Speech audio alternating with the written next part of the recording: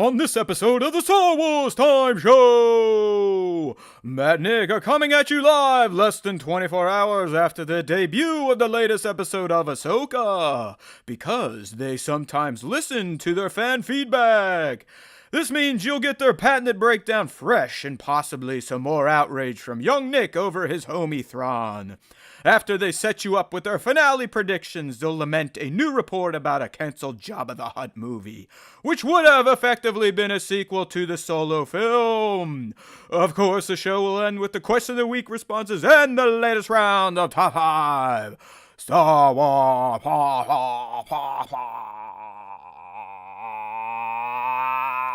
Punch it, Chewie.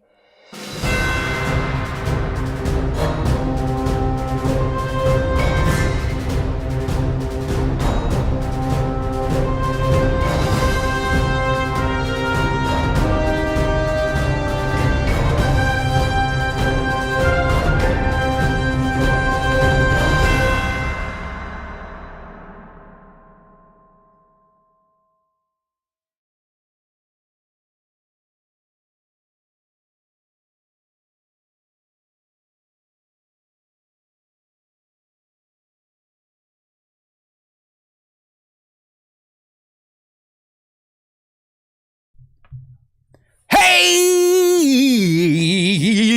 now, welcome back to the Wednesday edition of the Star Wars Time Show. And yes, I can say welcome back because I did one last week all by myself while Nick was sitting there and punching out his posters of Grand Admiral Thrawn, lighting them on fire, doing what you will. But he's back this week. He's got some thoughts. I got the high sign earlier today. I kind of know where he's going to go with episode 7. But before we get there, we kind of do our thing. We shoot the shit.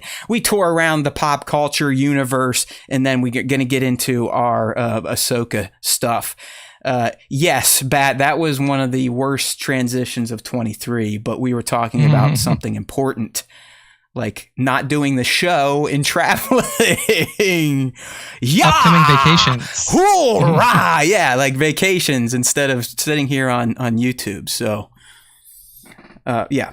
But listen, that's why you guys love the live stream. And if you've missed the wonky transition and you want to see what Bat's talking about here, you just need to come along for the ride. YouTube.com/Star Wars Time Show. I hate to say that we're going to stay on Wednesdays because we're probably not. We're doing this to fall in line with the last two episodes of AHSOKA, and then we're probably going to go back to what's it called? Tuesdays. Right. Can you guys not hear us here? I'm assuming they can. Linda's saying she can't. Oh no! I see the sound. Is the sound working? We're not muted. I can hear Nick. So let us know if you can't hear us. If not, I don't know what to tell you. Because everything looks green over here. I just checked. Nick definitely isn't muted.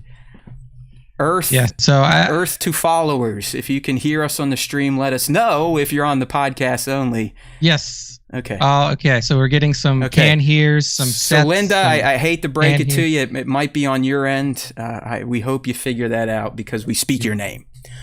Yeah. So we're talking about some trips here. Young Nick is heading out to one of my favorite states in the nation.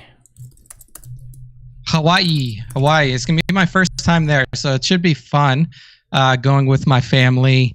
We're just staying on Oahu at a resort on Oahu, and then gonna kind of bop around a little bit, see some of the sites, do some of like the driving trails and stuff like that they have for all the big sites that you can see around the island, and then potentially make our way up to the North Shore if we have some time to do that and see some of the cool surf spots and stuff. But yeah, that's my upcoming vacay. Mid-October we're heading up there, so it should be a good time. Yeah, excellent. You got. I love being out in Hawaii. Oh, Linda's in Hawaii right now. How about that? Nice. Asking if you're staying in Kulina. I don't think no. Nick's VIP. He doesn't share his itinerary with people. You know, too many people will chase him down. You know what I mean? Yeah. You have to go to Big Duke's, Nick. You'll have to go there. That's right there around the resorty stuff. He was a famous surfer there and got a little restaurant. Nice. So awesome. Yeah, Nick gonna shred the gnar. Listen, this is my cousin Joe here, and his brother lives out on Oahu and has for quite some time. I wonder if he's lost any weight. He's quite a chubby, short little man. But that's neither here nor there. Let's get into the motherfucking show, people. We got some Star Wars to talk about. Before we get there, I do have one little pop culture thing. Oh, Linda is a Hawaiian. Hawaiian native. I checked out a new movie last week. You can see it up here on the screen if you're on the live stream. Like I said, youtube.com/Star Wars Time Show. If you want to join in, we'll be doing it again on Wednesday next week. But after that, when Nick's taking a break or two, we'll probably shift back to Tuesdays because why not? We're not going to be getting any new Star Wars shows, at least until I would say midway into 24. I know the writer's strike has cleared. But we still need to work on the actors and whatnot. And I don't think they're going to release Skeleton Crew until everything is settled. You know what I mean? Yeah. Yeah, that's right. Be mad. Big love out there to Maui. I've just heard some of the residents have been finally allowed to return to that destruction out there. But that was a tragedy for sure. But that's the incompetence of humans, my friends. But anyways, checked out a new movie last week. Sadly, I'm going to miss the new release this week. We're getting Gareth Edwards. I don't know, Nick, if he made it himself or if someone wrote it and he just directed it. But it looks quite intriguing. It's sci-fi, new IP sci-fi, so I'm always down for that. And it looks like it deals with one of my favorite sci-fi narratives, or I guess conundrums, if you will, and that is the idea of sentient AI beings. Is it a thing? Yeah. How should you treat them? Are they property? Are they living? So on and so forth. So I'm all about that type of shit.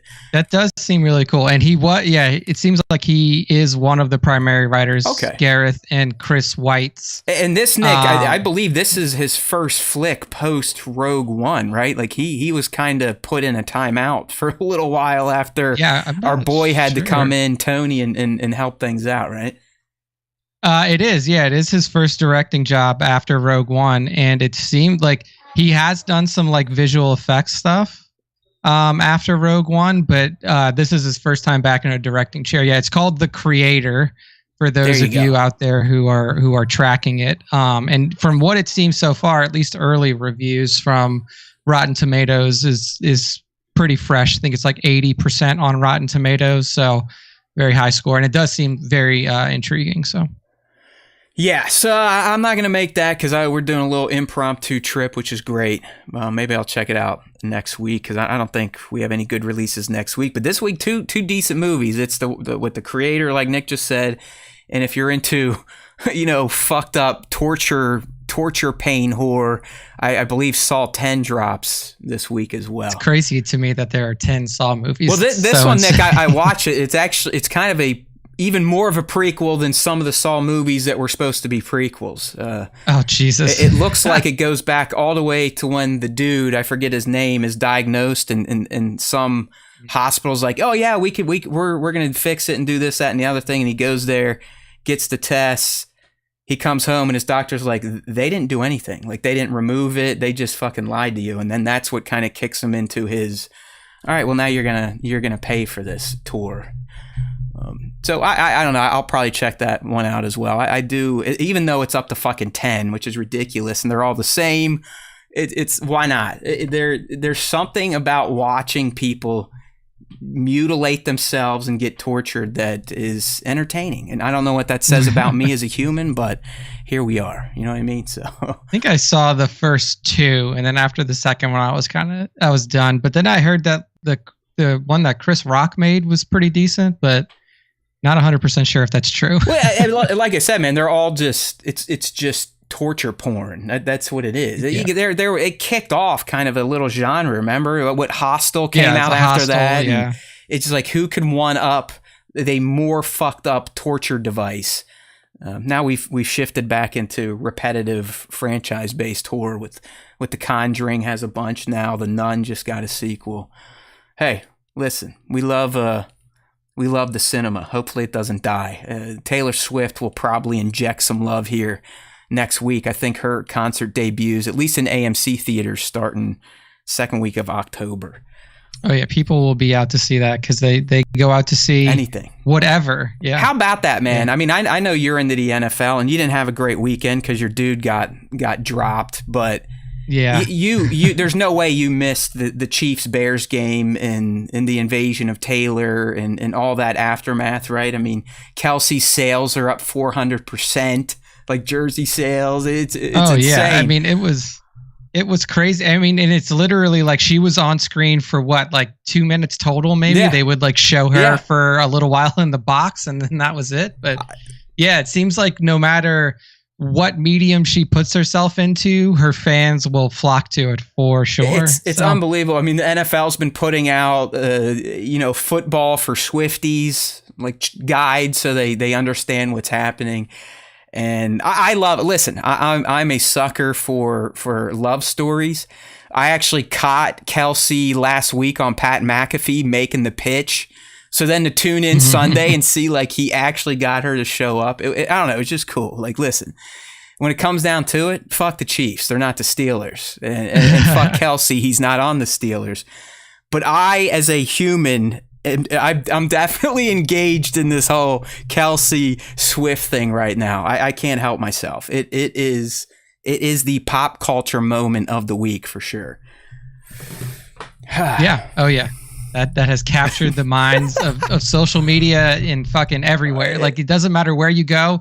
There's some kind of Taylor Swift and Travis Kelce. Nick, did you see there. the clip where it was someone that had access to behind the scenes Kansas City Stadium? He's related to someone famous, but he had his phone out at the right time when Travis and Taylor walked by, and he's holding it up. He's like, "Oh, hey." Travis gives him a look like, "Yeah, thanks for the fucking cock block, dickhead." Like, oh god. Like, yeah, hey, cool. I'm glad you were here when we were walking through. But of course, people caught him out in their convertible, and then they had a dinner. Yeah. I don't know. Yeah, Mando Pirate, you would not have liked that game. The Bears are pretty bad. My man Justin Fields, I don't know if it's him or just the organization, but he's not looking great either. So. I think it's mostly the organization. I don't think that Chicago has been a stable organization for quite a while. Yeah, so and then like I said, Nick's guy is dead for a while. Luckily, it doesn't seem like I thought it was going to be what I did when they were talking about it, but it seems just an AC joint. Yeah, so AC joint sprain. So we'll see. They're listing he's out for this week for sure, and then I think it's just listed as week to week. So we'll see.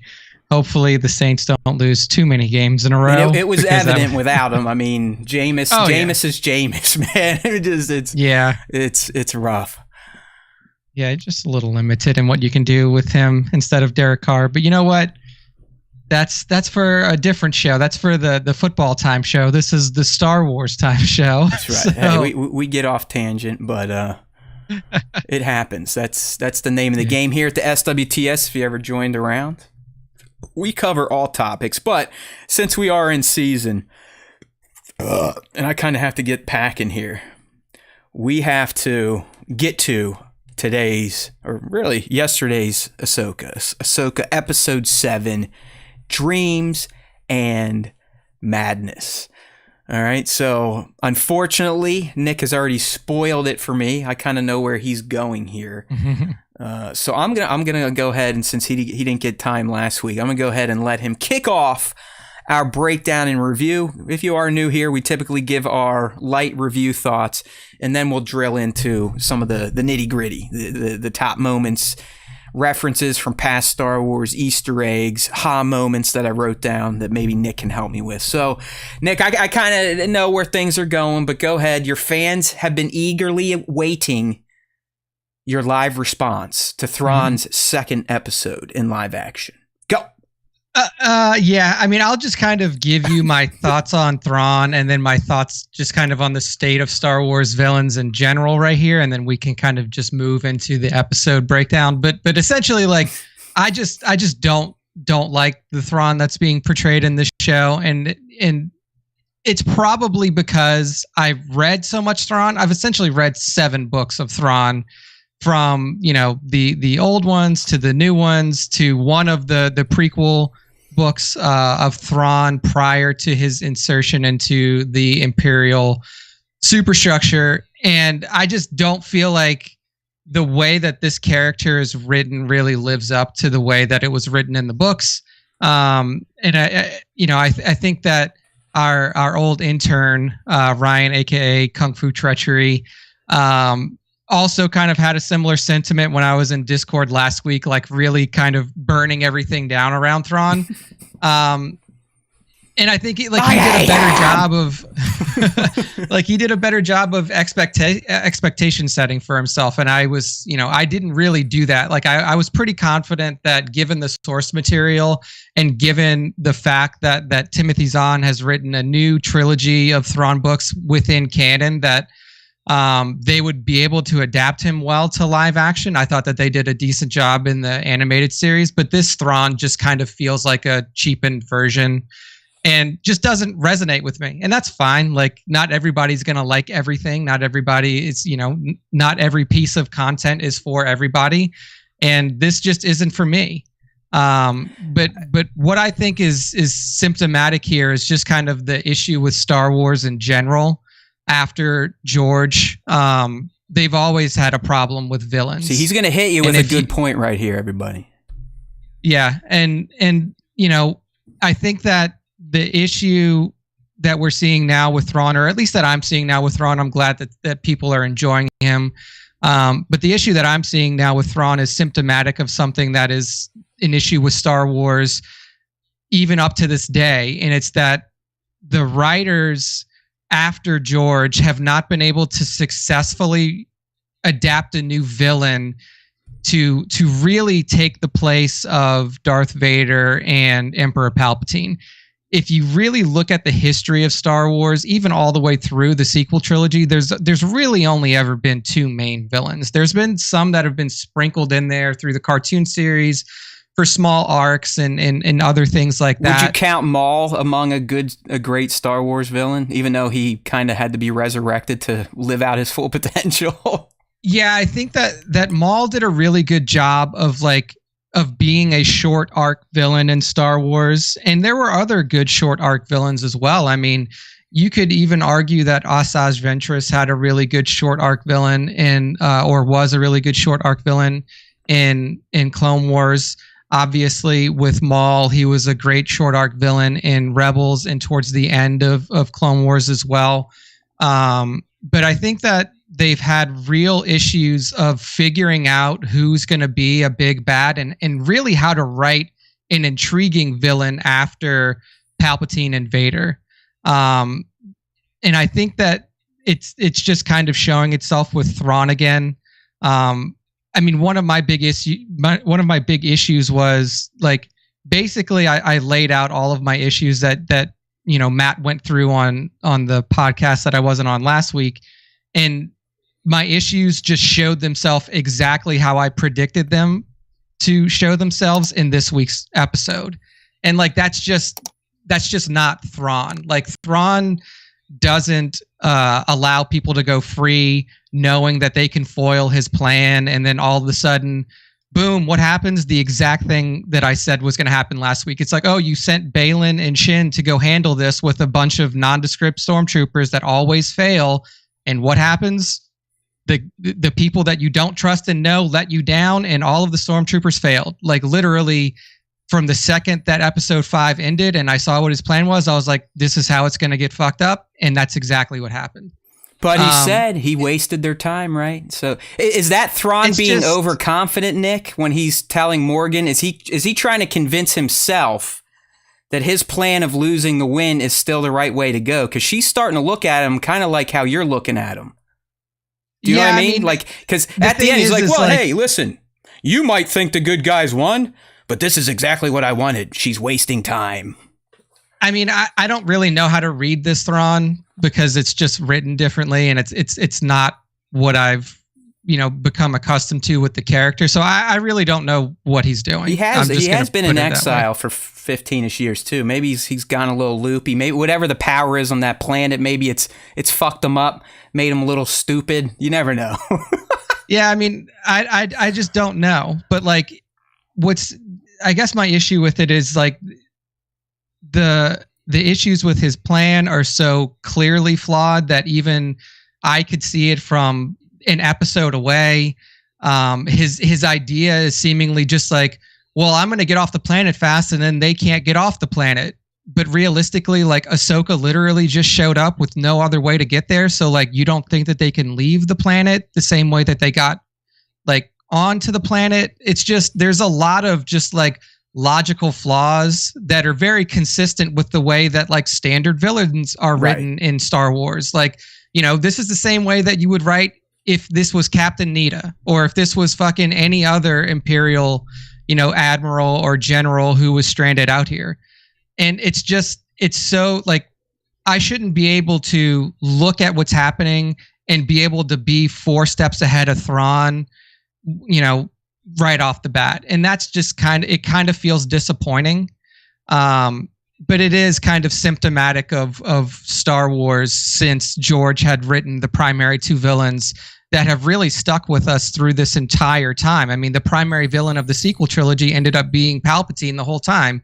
And was that a bad choice? Yes. Clearly. Like, yes, it was a bad choice, but that's what we have. And, there was an intriguing villain in Kylo, but ultimately, like, you could watch that and knowing what his background was, that he wasn't going to be the big villain the whole time. So like, that there was a turn in place for him. So yeah, I mean, it's just a little disappointing to see a character that was so well thought out and so well written by Timothy Zahn in the novels just kind of adapted into a very standard Star Wars villain that can be easily subverted by with little effort by the heroes. I'll put it that way. And really, what Star Wars has done a good job of since George has offboarded is that they've done a good job in writing their heroes. Like they make really good heroes, regardless of whether they're for everybody or they're not for everybody. I think that Rey was a really well-written hero. I think that Ezra and Sabine and all of the members of Phoenix Squadron were really well-written heroes, and I think that they are clearly the standouts of this show.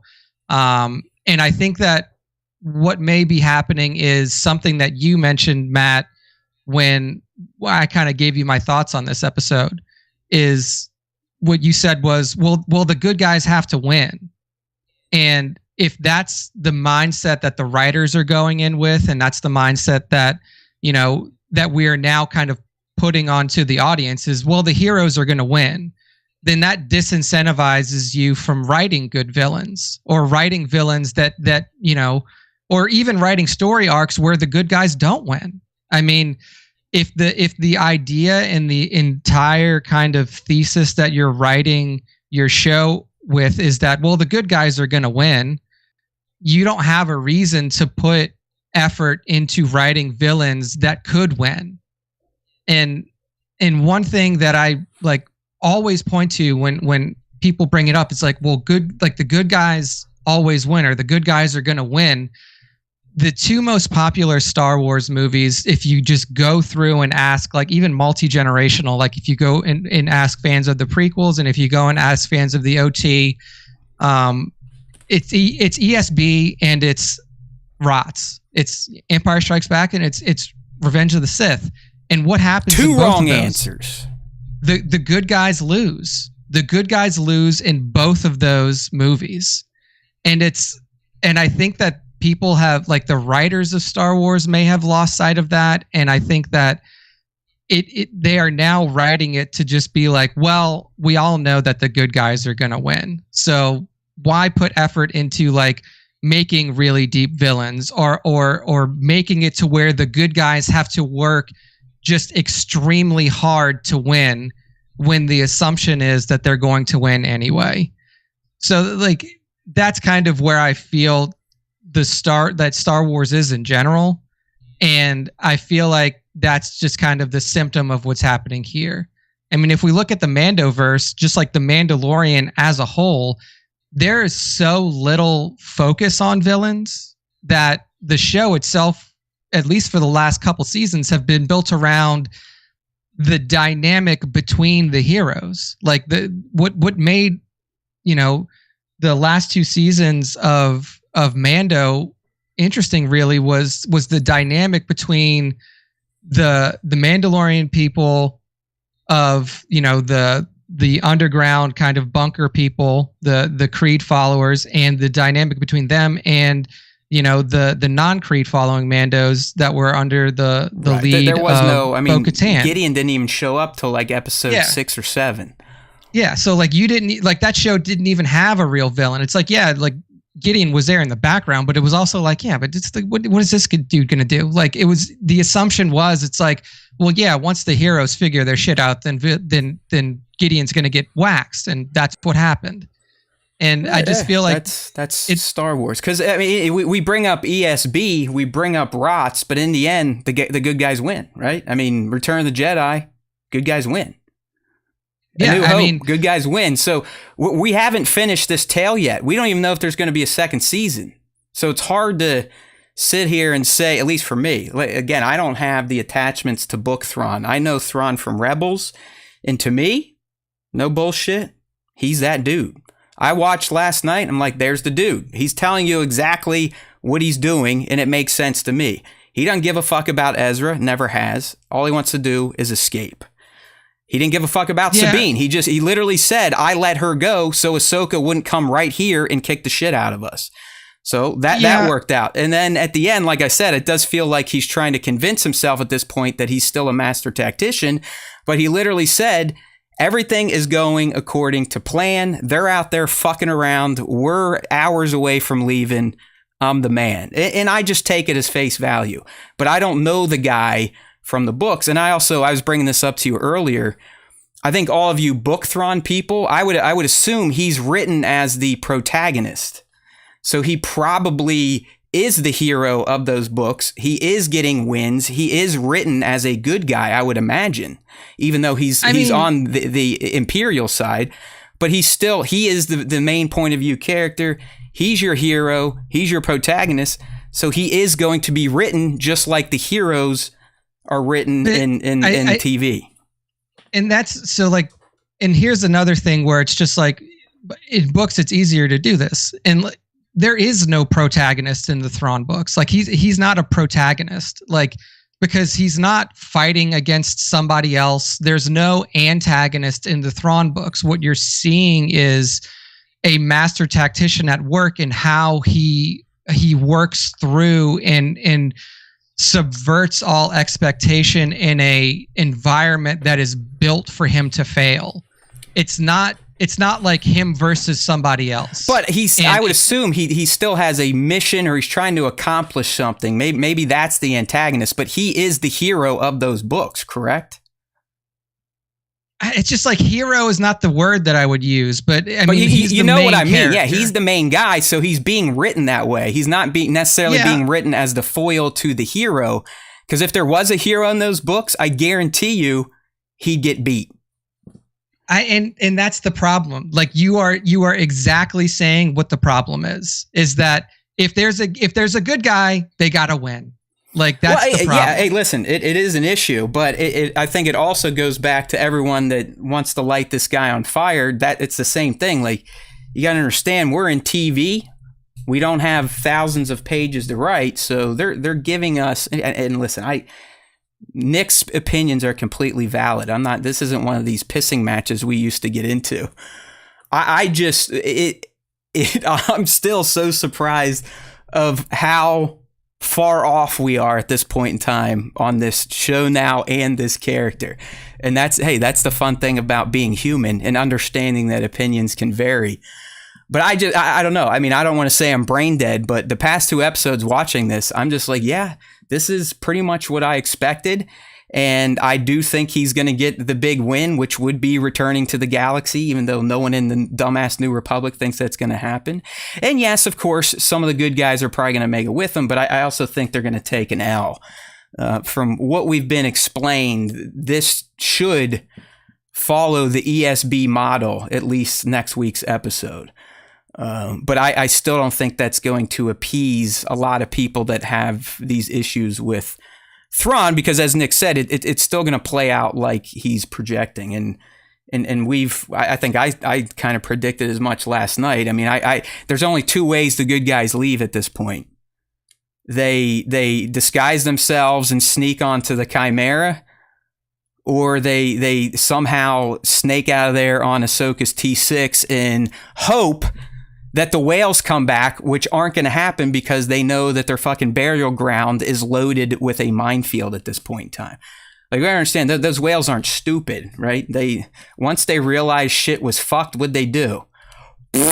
We out. So really, I think the good guys technically only have one option, and that's getting on the Chimera. The question is, do they all make it? Who sacrifices themselves to ensure at least a few do?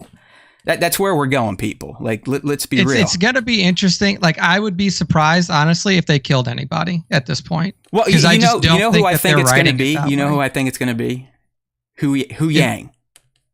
I mean, yeah, it's like they write it as like a nobody. Like they write it off. Because listen, if that's the thing, then it's like, know as well. I mean, I guess Ezra could be on the table. I mean, some of the shit he was saying last night definitely has him marked. Like, oh, I can't wait to go home. I can't wait to go home. I really think we're going home now. That's pretty much, hey, stick a fucking bullseye on my face and shoot me. I don't think you can take out Ahsoka, clearly, and you're probably not going to take out Sabine, although that would make sense considering she's the one that kind of fucked everybody by selling out the Balin and getting over here. That would be a hell of a redemption if you're Sabine and you're like, you know what, this is pretty much my fault. You guys go. Try to make it right for me. I'll sit here and do my time like Ezra did 15 years ago. I could see that happening, and I think that would be an earned loss for the good guy. It would be a tragic loss for the good guys for sure. Yeah, we'll see. So I got to ask Nick. I mean, you focused on the blue guy. Has this series just completely fallen off the map for you because of him, or is there anything redeemable about Episode 7? I mean, I think that they've done a good job, and like they've done in the past, they've done a good job of writing their heroes and building the bonds between the characters on like the heroic side of things. I think that they have, they've really done a good job of like bringing their personality out again, and making them feel more authentic to the rebels that we saw in the TV series. So I think that they've done a really good job of that. I thought that the fights were really cool. I am kind of disappointed that we're probably not going to get Balin's ultimate. We'll spend some time on that because I'm with you. Yeah, like there's just so little time to actually get to the end of that arc with Rey intact. So I don't think that that's going to happen. But yeah, I mean, I think that they've done a good job of like really building their heroes back up and like making it, they've got them all back together again, which is exactly where they wanted to be. They're able to coordinate. They've already shown that these new night troopers aren't anything that are as scarier than standard stormtroopers at this point, from what we can tell. And yeah, I think that they've put their heroes in a position to be successful in what they're trying to do. Hey, last week, I think that they've done a good when job he was with that. signing off, and by the way, this week they did call him my lord, so I was right. He's the king of Peridia. He's like, hey, I'm going to need your dark magic again. We don't necessarily see him use it outside of triangulating Ahsoka. Do you think that's what he was referring to last week? Yeah, I don't know. Or is there something what the off screen that they're saving for the finale? Yeah, I mean, I hope that there's something off screen that they're saving. It seems like they can tap into some sort of they're connected to the Force. I mean, I think they've lightly said that even back in the Clone Wars day. It's just a whole different Yeah, take like on a it. different. Because that, I mean, dude, aspect. they didn't triangulate her until she tapped into the Force. Like, it took her reaching out to Sabine for them to go, no, no, no, no, no, no, no, no, bing, and kind of pinpoint. No, so I go ahead. Sorry. Yeah, I think that that's like he was definitely in the first episode asking about something that we haven't seen yet, because he was asking them about like, what do you see in the threads or whatever. So like whatever. So they can clearly like tap into the Force, and I think that initially in the first episode he was more asking about that. It's like, hey, can you do some sort of like future? It was right at the end. Reading. It was literally right before the episode closed off. And he's like, "Great mothers, I'm gonna need your dark magic again." And I figured it's to resurrect more forces, because at this point they're not called night troopers for fun. Think of the term night trooper. What else do we know? Night sisters. Okay, they make this stuff pretty easy. There's a lot of people like, "Oh, I think they might be undead." Well, no fucking shit.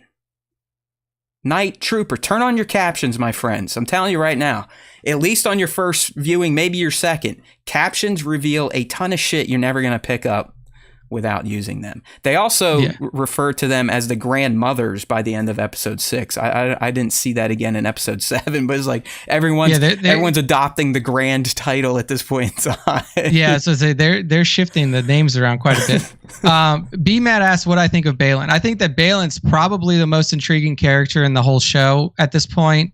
But he, like, if you're asking me like, oh, what do you think of Baylan as a villain? Baylan's not a villain. Like, let's just put that on Front Street. Like, he's not a villain. Like, Baylan is a character with his own agenda that is using everybody. I mean, he's even used Shin at this point in time, as clearly pointed out in this episode.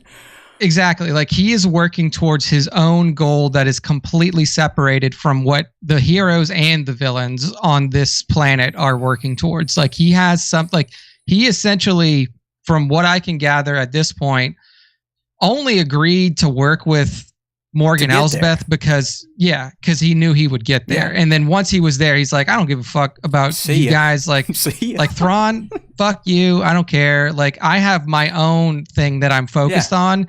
And what's intriguing about it is that we don't know what it is, and that it's something that is so powerful that somebody who has been formerly trained as a Jedi and then has now taken on work as a mercenary and continue to, like, you know, build his knowledge and train himself in you know, towards whatever this is that's what makes him intriguing, is that he is completely on a journey of his own and we have no idea what it is, but it's powerful enough for him to look at, you know, this repaired Star Destroyer and these zombie troopers and be like, this ain't shit. I mean, dude, he's willingly going away from his only ride home. Like, he's like, no, I don't give a fuck about that type of power. That's old power. You know, where you got tough guys at the top and you're blowing shit up. Like Nick said, we don't know. We've speculated. Is there another powerful force on the planet calling to him? Something that even the Great Mothers are scared of. Thrawn is scared of. He keeps calling it this Forsaken planet. They talked about how the witch kingdom of the Great Mothers or of the Dathomirians is all in ruin in a wasteland. Why? Where are the rest of the Dathomirians? So there's some fucking funky shit on Peridia that has been calling to Baylan. Like, he knew about it through the folklores and folk tales as a youngling.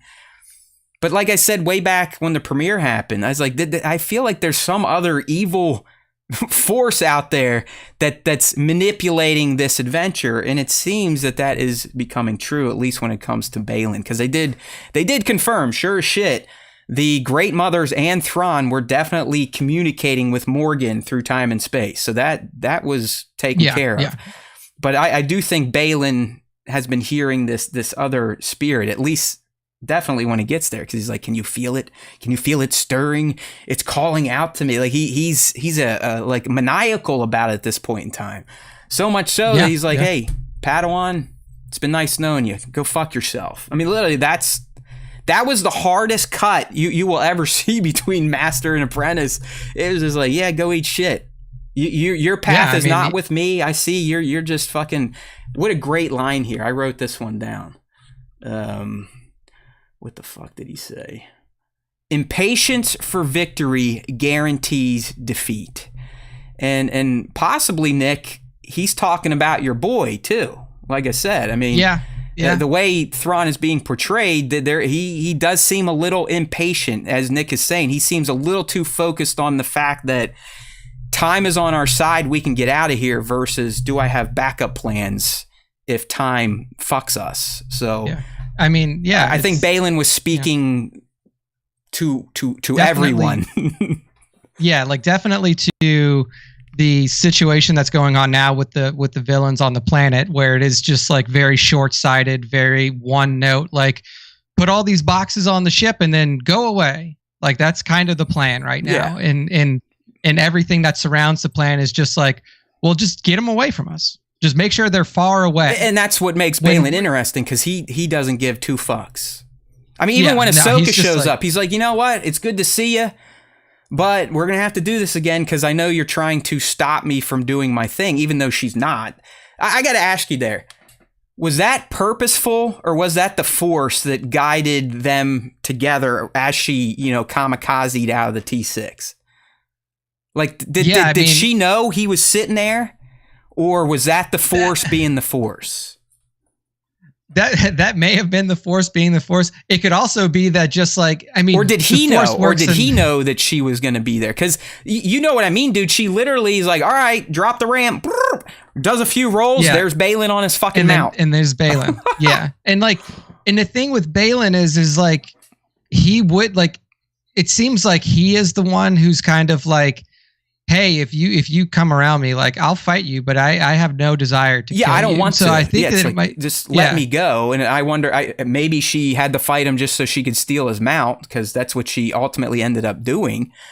It seemed odd to me. I was like, is this just a bad edit, or was this purposeful? Was he waiting? It felt like he was almost waiting for her. Yeah, I think it may have just been like a movie moment, honestly, where it's like she's coming in. Like she had the hot read on where Sabine was, so she's coming in there, and then Baylan and Shin were there anyway because they were trying to track these people down. So it's just like, like timing crossed perfectly, and now we get another showdown between the two. That's why I wrote it down. I was like, was this purposeful? Was this through the Force? Was one looking for the other? I don't know. It's just the way it was, like 1/6 saying here, plot convenience for plot. 1/6 like you, and he's about ready to light this show on fire. But it's like, it's good. Like I like to see the interactions between Baylan and AHSOKA because AHSOKA is so intent on looking at him as a bad guy. AHSOKA like is so single-minded, and like he's wearing black armor, he's got a red lightsaber, red-ish lightsaber, like he's a bad guy. I got to kill him. He's a bad guy. But so many times has he told her, like, look, I don't care about you. I don't care about him. I don't care about any of this shit. Like, I'm not going to try to kill you. If you're going to come at me, then I will fight you to get you away from me. Dude, but this fight was odd, though, right? Because it was almost like she didn't go into it thinking she wanted to end it, because she had Hu Yang timed out to drop the flare. So it was almost like a planned distraction, I guess.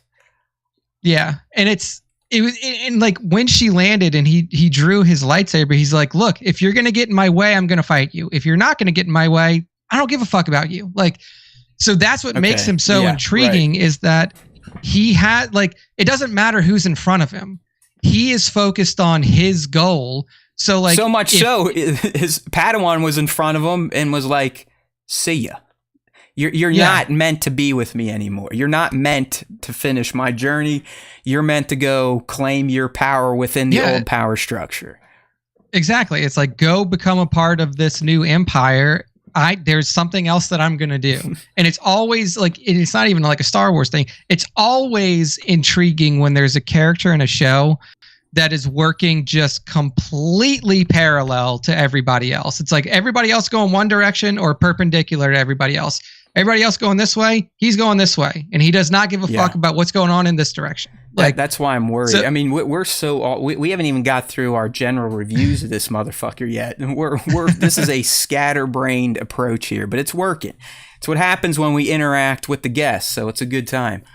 Yeah, I finally was like, yeah, I probably should put some images up on the screen. We've been sitting there just rambling, looking at ads on the website. But yeah, I guess my real quick 2 cents, then we'll kind of get into the nitty gritty. Not that we haven't already, but I enjoyed it. It was probably the least, that's my best way of describing it, episode. Like, I definitely didn't feel like when it ended, I wasn't like, oh. There were no surprises. Right. It was good. It was really good. Trust me. If I had to rate it, probably 7.5, 8. It was great. It was at least B, if not A-. I had no qualms with it. I still think Thrawn, at least for the Thrawn I know, is Rebels correct. I kind of understand where he's coming from, although I do think it's a bit of overconfidence. The action was great. We'll talk about some of the other moments that really stood out. But to me, this series still feels nice and fresh. I think the storytelling is sound. Like Nick said, the heroes are really shining at this point in time, especially Ahsoka. I really feel like her lesson with Anakin has just completely revitalized this character. And we are seeing the snips of old reborn, but with the power of a master. Even if Balin wanted to fight her to the end, he had no chance. She is unbeatable at this point in time, outside of, I truly think, sacrifice. I don't know who can take her out currently in either galaxy. She's peak. There's no doubt about it. So I appreciate all that. And I like the Shin stuff. I really feel for this character. You can tell, like, whole series long now, she's starting to really come into full frame here, even though she's barely been developed. But if you just pay attention to her and the few things she has said, she just has always looked to belong. It's like she doesn't even know who she is. Hell, as of last week, she didn't even know she wasn't being trained as a Jedi. She just kind of blindly follows these leaders, these masters, these adult figures. And in each and every instance, they've kind of fucked her over, like that blind loyalty. Look what happened. She followed a dude to a whole other galaxy only to get left and essentially said, I'm done with you. You figure out where you belong now. And the key thing is, she doesn't know where she belongs. You can tell she doesn't quite think she's a Thrawn baddie type of person. She is lost. She thought about Ahsoka's offer for a little bit, and she ran away because I think she feels shame at this point in time. Like, look at all this shit I did. Look at everything I bought into, believed in, followed, and was all just ripped out from underneath me in the snap of a finger. I have nobody. Even Thrawn's forces left me when their little fucking robot came around and blew the whistle. She has nothing, friends. Yeah. So that is interesting. Where does that go? I really do think, even though I flip-flopped, my initial prediction that she is going to see the light or do something to help the good guys is now looking quite juicy. All right. And I do want to say, yesterday, I hate myself. All along on the show, I've been saying we're going to get the Anakin recording via Ahsoka reminiscing or doing something. But yesterday, I tried to get cute, didn't I? I was like, you know what? I think we're going to hear the Anakin dialogue from the trailers via Thrawn studying some old tapes. That would have been cool, but what we got was just as great. So I will admit when I have failed you all, but I promise you on this show at some point in time, I did say Ahsoka would be the one to deliver us hollow Anakin. So overall, I'm still happy. The Thrawn stuff really does not bite me in the ass, but Nick's point on Star Wars bad guys is valid. The problem is it's never going to change. George is done with it. That's one of the greatest point Nick has ever made. If you really think about it, Grievous, Dooku, Asajj, fucking Dirge, even all these bad guys were from George. They're gone. That's it. In fact, they try to keep bringing these motherfuckers back as much as they can. Right? Who do they focus on in Tales of the Jedi? Count Dooku.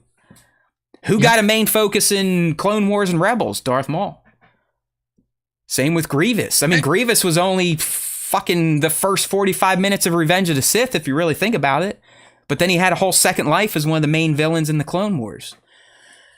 So that, yeah, I mean, young Nick fucking hit that nail right on the head. I still, I wish for him that he could still get some sort of enjoyment out of watching this stuff. But hey, the Thrawn thing has soiled, and that's it happens. We'll see where it goes. Like I said, I'm just at this point, like I'm reserving my judgment until the end of the series just to see if there's anything interesting that pops up. But I'm going to be honest, like the series has been relatively formulaic and like pretty easy to predict this from the start. Like, oh yeah.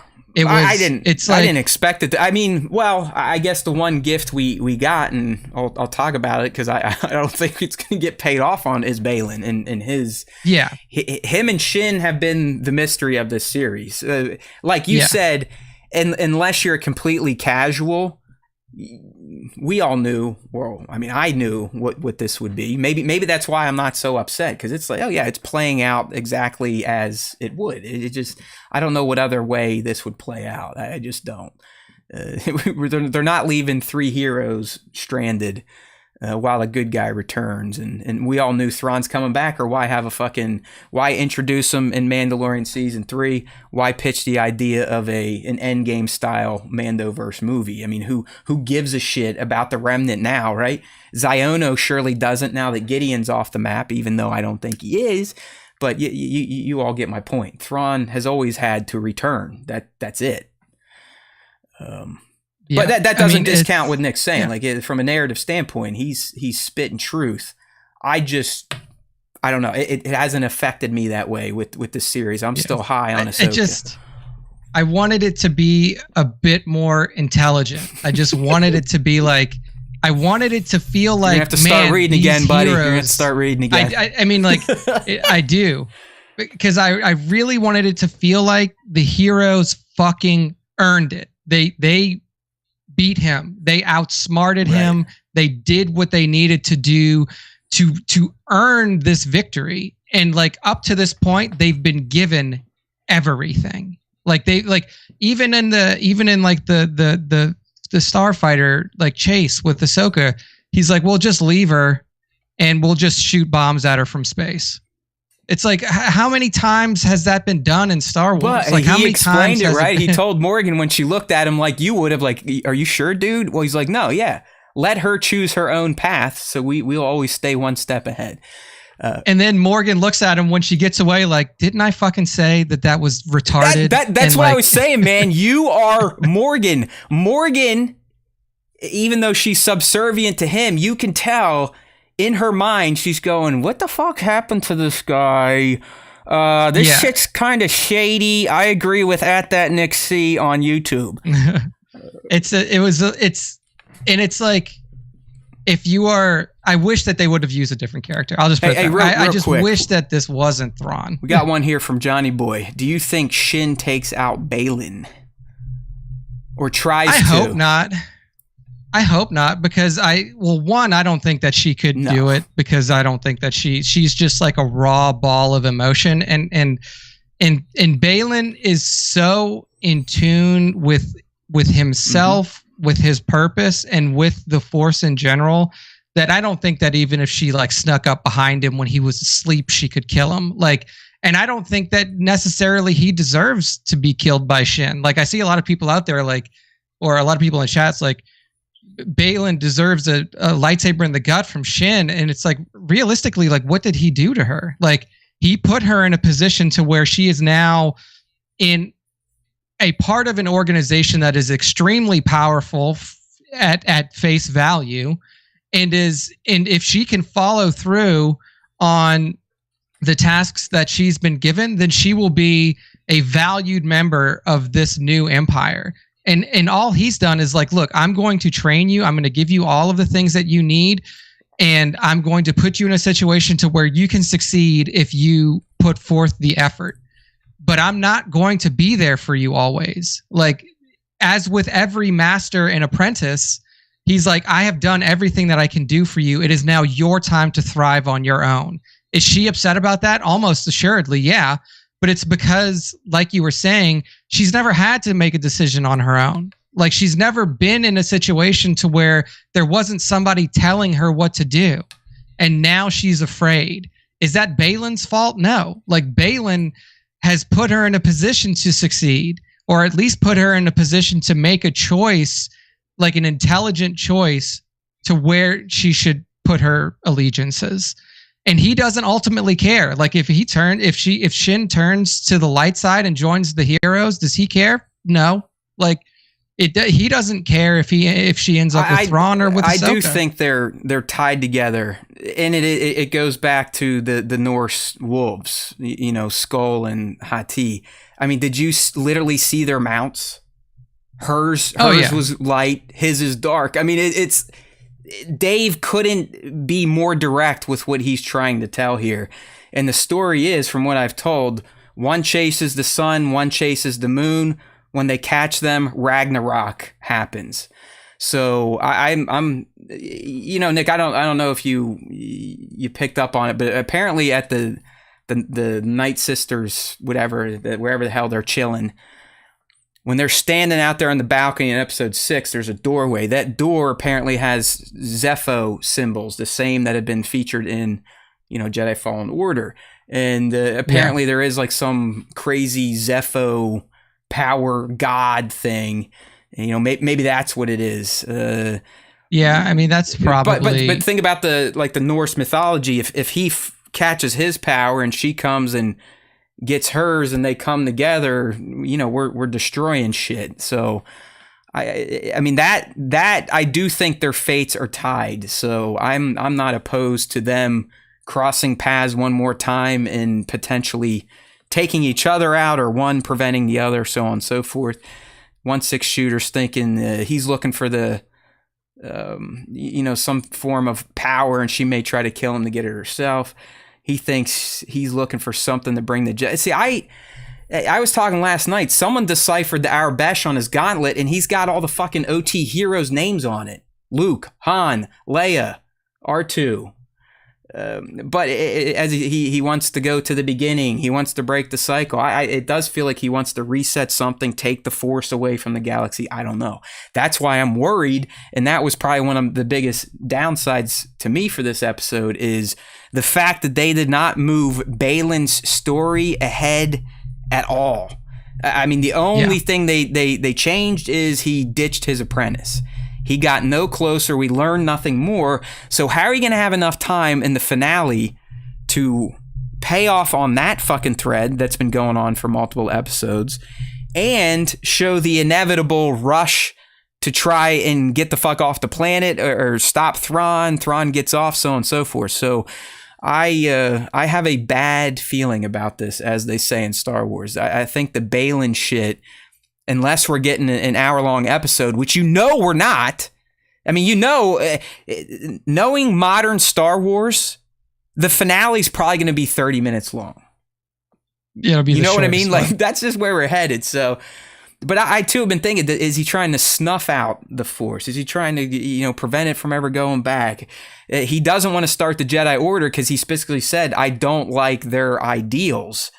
But it does sound like he wants to somehow be the keeper of that power, so that there are no, you know, Force beings. Who the fuck knows? That's what I mean. There hasn't been enough light shed on it. Yeah, I think either, like 1/6 just said, they're either they may have to recast him. I mean, it's tough.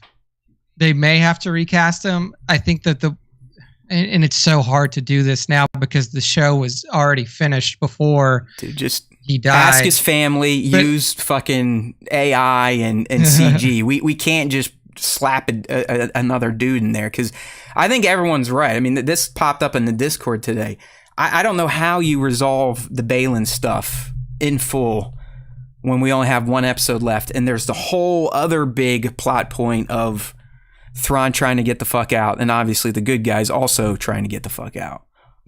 Yeah, I think that the best way that you could handle it, honestly, is probably through Shin, but that's going to get fucked up in this in this finale for sure. we're gonna be following, you think, at least 3 threads. Shin, Balin, kind of on their own until they potentially link up. The good guys, the quad, right? And then the obviously heroes, Thrawn's forces. Thrawn and the bad I guys. think so too. And that's my point. How do you pay justice to that in one episode that we know at most is going to be 40 minutes if we're lucky? Yeah, I mean, because here's what should happen. Like if Filoni and all the writers would have known that, like, hey, Rey's not going to be with us for season 2, this is how you handle it. Shin is clearly in a state of just pure panic now. Like it doesn't, like she doesn't. I mean, like, did she think about Ahsoka's offer? Yeah. But, like, is it intriguing? It's like, well, then what? Then you're just doing the same thing for the light side that you did for this guy? Like, you're just taking orders from somebody else and you're swinging your lightsaber for them. Like, there's no difference. She would train her like a proper Jedi with compassion and care and wouldn't use her as a tool of destruction. Yeah. But it's the same story. Right. It's the same thing. It's like, okay, you're now the blade of somebody else. Realistically, if they knew that Rey was going to pass, here's what would have happened. She goes back and says that, like, that she's realized now that neither of these sides is the answer. Like, there is no solace in fighting for either side, because that's what it is. Regardless of what side you're on, you're always fighting. And it doesn't matter if you're fighting for the light or the dark if your life is constantly in danger. And what he is proposing, or what he is presenting, is a world where that's no longer the constant state. And she would understand that, like, in order for her to break the cycle that she's in, the same as the same cycle that the galaxy is in, is for her to follow him and to understand truly what this power is and how it can break. You're on to something. You're right with me here. So, Nick, do you think it was something that happened on this journey, or her getting crazy, trying to choke out Sabine, seeing her on Peridia? Do you think it was something he identified as they were making this, as they were on this mission, to where once they got there, he realized, you know what? She's not meant for what I'm going after? Or do you think he always planned to just essentially use her up until this point? I don't know if he planned to use her all the way, but I think the moment was when they were on Cetos. And it's like, he started to see some of her unhinged darkness and shit, right? Okay. Because I don't think that he was necessarily, like, training her to be this, like, feral dark side being. Not at all. Like, but when he sees that and, like, and he's like, hey, we're going to take her with us. And she's like, well, why not just kill her? He essentially says that, like, you really haven't grasped anything that I've tried to teach you. Like, and I think I'm just wondering if this had always been his plan to just leave her, or if he did believe, like, no, we're in this together. She's my Padawan. I'm training her this way. I want her to experience the beginning with me. I mean, even episode 6, he's talking about, like, hey, we're gonna go find this. This is why we're here, actually, this power source. But by episode 7, they're just hanging out there, kind of scouting things out, and he got a feel. He's like, yeah, you know what? This shit ain't for you anymore. You're a little too toxic. Get the fuck out of here. Your impatience is wearing thin on me. Good luck. Yeah. I think if he had always planned to just kind of use her as a means to get to where he wanted to be, we wouldn't have heard up until this point, like, all of, like, him correcting her in certain spots. Like, hey, it's not about the dark side. It's not about the power. It's not about the fight or whatever. Like, he's always trying to like redirect her. Like, there is something that we are looking for that is not of this galaxy. That is not the cycle that you have been trapped in your entire life, and that this galaxy has been trapped in for decades, if not longer. Like, there is something that we're trying to work towards, and he's always trying to redirect her focus. Like, it's not about killing them. It's not about, doing what Thrawn Right. says. It's not about that. There's something deeper, and you're just not understanding that. And I think it's just gotten to a point to where it's like, he's like, even though I've trained you up to this point, and even though that I've tried to tell you and explain It's like to you have failed me. Yeah. Yeah. Anakin It's like, type of deal. it's almost not even like you have failed me. It's almost like I just don't have the ability to explain to you. How about this one? Could it be this power on this planet affecting him at this point, clouding him a bit, kind of almost leading him away from everything he knew, almost becoming like his singular focus, almost telling him subconsciously, like, no, we don't need her, that type of stuff? Or do you think it is just what he has seen since this journey has progressed? It could be a bit of both. Right. I mean, I don't know how much, because he can clearly feel the presence. Oh yeah, I mean, it's consumed him. It's consumed him since they've landed. Yeah, and he has been very he is very focused on I don't care what this guy says. Mm-hmm. I don't care what this lady says. I'm on my thing. And it could be that he now that he's on the planet, he has a more a deeper understanding of what the goal is and what the expectation of this force is, of this power, of this being, or whatever it is. And maybe he can clearly see now is this is you are not, made of what you need to be to go on this journey. She's not worthy, or the spirit's telling him she's not worthy, something like that. Yeah, I don't know. It was just, it seemed a bit odd, but also it's kind of playing along with how Balin's been since arriving on Peridia. I mean, he's, like I was saying last week, he kind of changed. He feels a little more out of control, I guess, but still in control. I know that makes no sense, but he just doesn't seem to be the cool, calm, and collected dude that he was before he made it to Peridia. Something seems to be maybe it's he's intoxicated by the allure of the power he's seeking. I don't know, but he seems off. Yeah, he's definitely way more single-mindedly focused on this power. Yeah, I mean, this is laser focus at this point in time. Okay, yeah. All right. Well, we're making our rounds. I think I might start going through some top moments. We'll see where the hell that goes. I kind of like this. This is very free flowing. But listen, and I fucked up this too last night. I had this on the top of my head. I forgot it. But I did want to throw out there that I thought we would get a little bit of New Republic action. It doesn't count now, so who cares? Well, we did in the beginning. No, I was saying for my prediction last night, I didn't mention it at all, and because I have holy brain and I forgot, and then it happened. I was like, well, shit, I could have said something intelligent.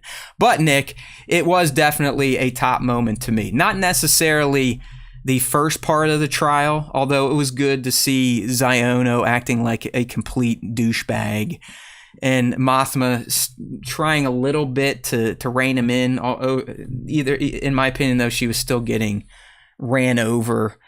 But really, what shines here, outside of Akbar sitting there and learning some stuff about when this series is actually taking place, obviously it was when Homeboy showed up.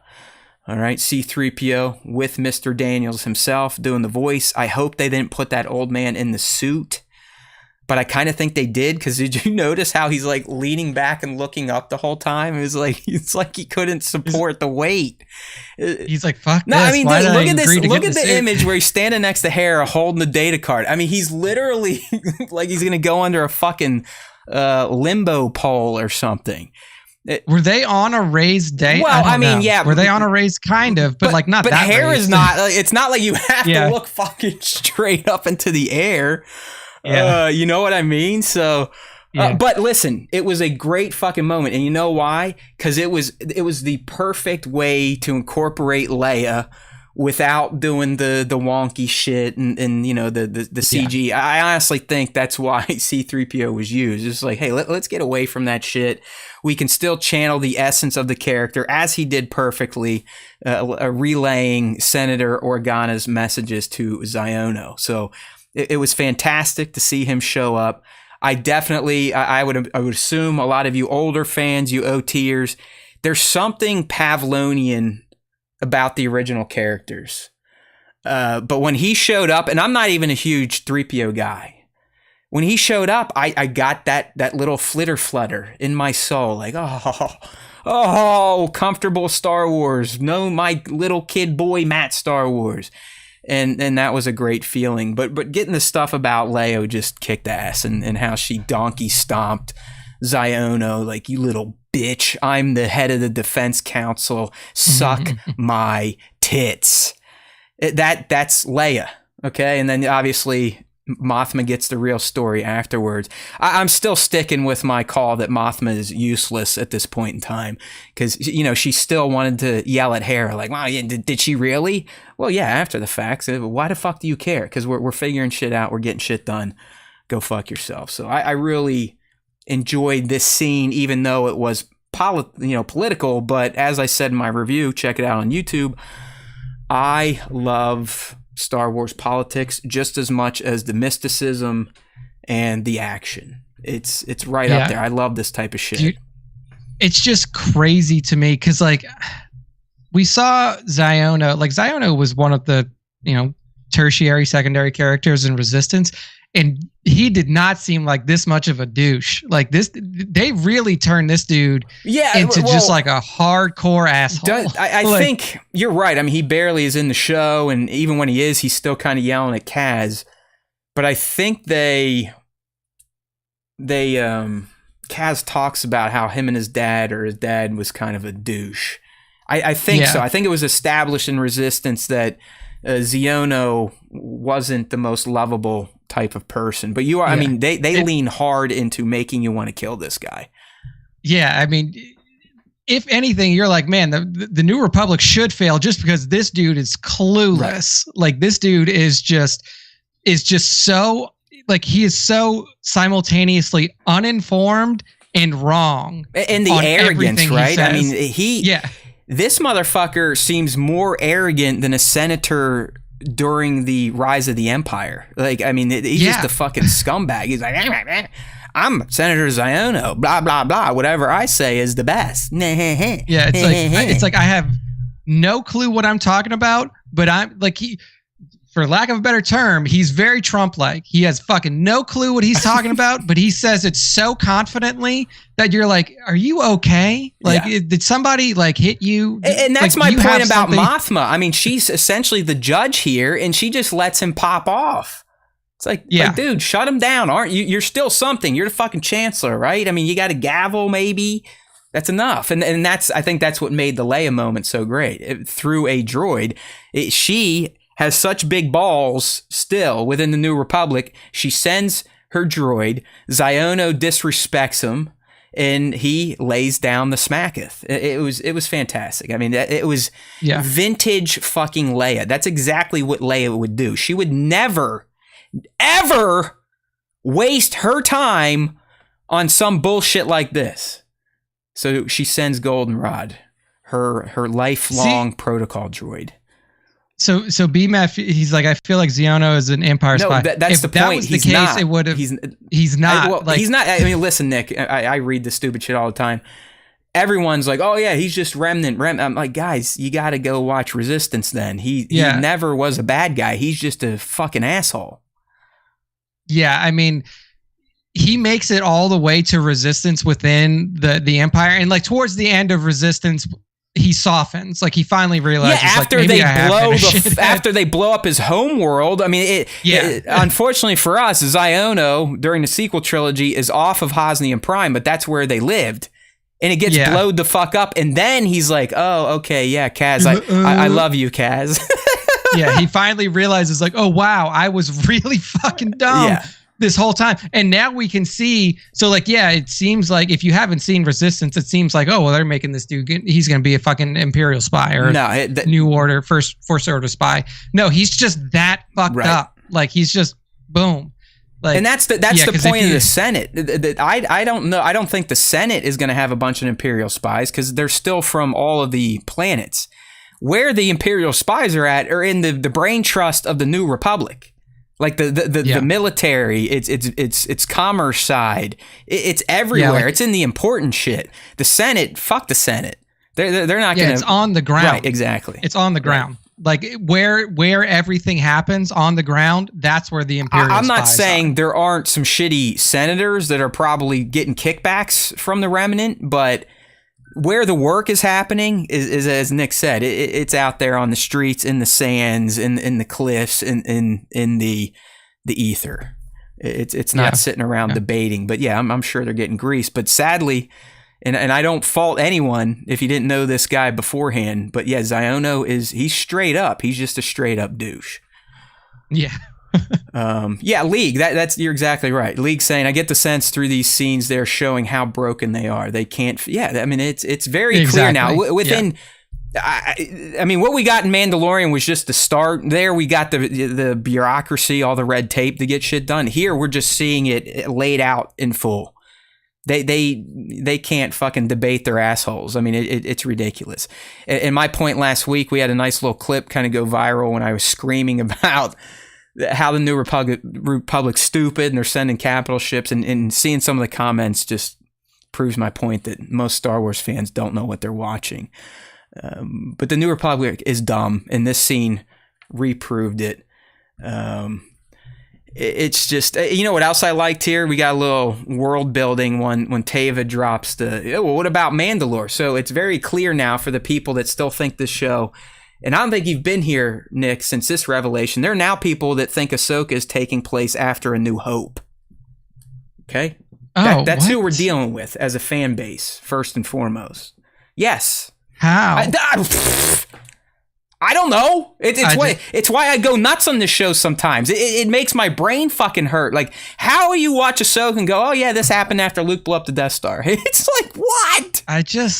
They're like, where's Darth Vader? Where's, like, I don't know. Yeah, I don't understand that. Like, Anakin's a zombie. Darth Maul's gonna be a zombie. I mean, it's like, fuck me running. So, just to clarify, in case you all missed it, Teva literally says, like, hey guys, what about what happened on Mandalore? And Xiono, again, being a douche, hey, fuck it, it was just Gideon, he's gone, who gives a shit? There's no organization. But for us goofballs, fanboys, fangirls that want to know all the nitty gritty, this show, or at least this part of the show, is taking place after Mandalorian Season 3. Okay? Yes. So that was a nice little lore build, world build there in my first top moment. Second top moment, Nick, we briefly touched on it here. But I dug what I think is Ahsoka and Sabine's first true connection through the Force. I think it was a huge moment, even if it didn't stand out in your mind. To me, within the world, within this series, that was a big time moment, because up until now we've been told and we've seen that Sabine doesn't have a connection to the Force. She can't use it to move shit. She can't have visions. She can't, hear through it. But now, finally, that Ahsoka has reached her final form, she is free of her bullshit. It's like that has helped Sabine connect. So when they connected from space to ground, that was huge. And I think that's only going to be, played up, obviously, in the finale. And please give us a season 2, because we need it. We are gonna, it's so clear now, my friends, that this series was meant for more than one season. It's not even close. Not even close. Because if you just leave it here, if he gets away, what do you do? Now Mandalorian becomes, let's just fight Thrawn. That's not going to happen. They need to start slowly building to the epic battle. But I really appreciate this moment, even though it did kind of get Ahsoka ratted out, and she got a nice little orbital bombardment. I can't speak today, but that's all right. But like I said, big time, because they connected. Even Ezra could sense it, and clearly he is the second coming of Chirrut Imwe at this point in time, right? I mean, he literally says, the Force is my ally. I loved it. It's like, yeah. He has fully channeled the space Moses. He's got his reds on. We just need his hair to turn white and to part some motherfucking seas. You know what I mean? So he might. Yeah. No, I mean, they've done a really good job of progressing his character in a way that makes sense where he was. Because it's like, if you're there and you're there for as long as he's been there, you don't have anything else to train but your mind and but your force ability and your connection to the force. And what's really interesting is that like now we have now established that the force is an extra galactic force. Like we're outside of the standard Star Wars galaxy. So the force exists beyond that galaxy. It was very possible that like you end up on that galaxy and then like the force just is either exists differently or doesn't exist at all. But now it's confirmed that the force exists in the same way it does in the standard Star Wars galaxy. Dude, this could be the birthplace of the force. The way Balin's acting, you know what I mean? The beginning. Yeah, it could, the beginning. It could be. That keeps fucking me up. The beginning of what? I also like one of the other things that I thought was cool was what's goddamn, we just said what's the droid's name? Fuck, I forgot.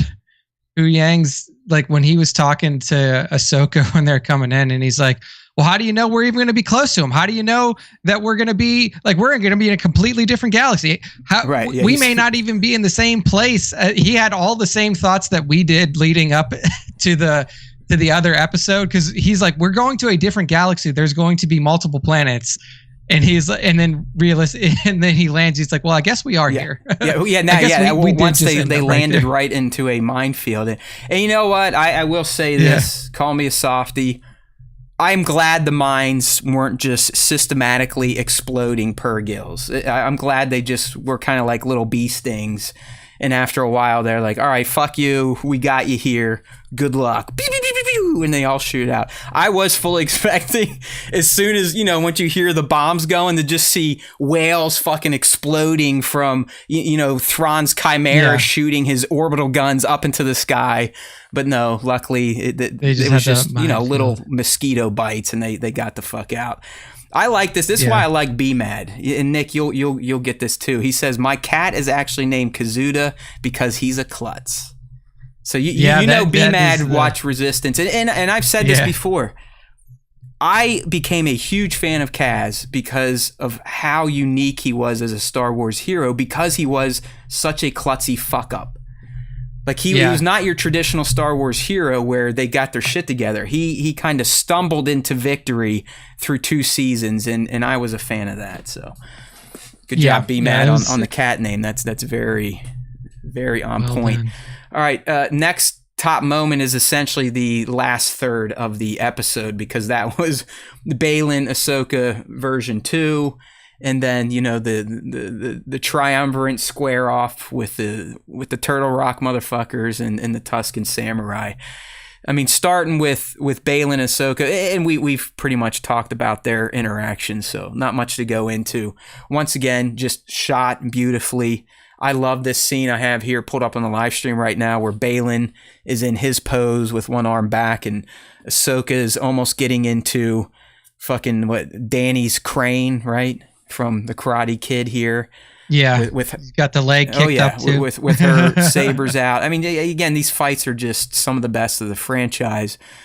But, something new that we haven't seen and we were expecting based on some leaks is we got to see Ezra in action again, Sabine in action again. And you notice Sabine mixing it up a bit, using the Mandalorian skills, using the saber. I loved the opening scene, where the image I have on the screen now, if you're on the live stream, that look Iman is giving Natasha when she's handing, Sabine's trying to give him Ezra his lightsaber back. And he's like, no, I gave that to you. I'm good. I don't need it anymore. And she's like, what? Are you okay? And he's like, no, I'm good. I don't need it anymore. The Force is my ally. And I don't know. I felt like his Force Fu could have been a little more powerful. I don't know about you, Nick. And just I push you against this thing. Yeah, and like some of it they didn't show it, but you could tell like when he'd get up close and like slap a dude, he was like fucking force jacking into their stomach, probably breaking ribs and shit, going X-ray Mortal Kombat style. But visually, we should have got more than just one dude getting flung or him stopping a lightsaber. I would have liked to see a few more kind of like quick power type of throws.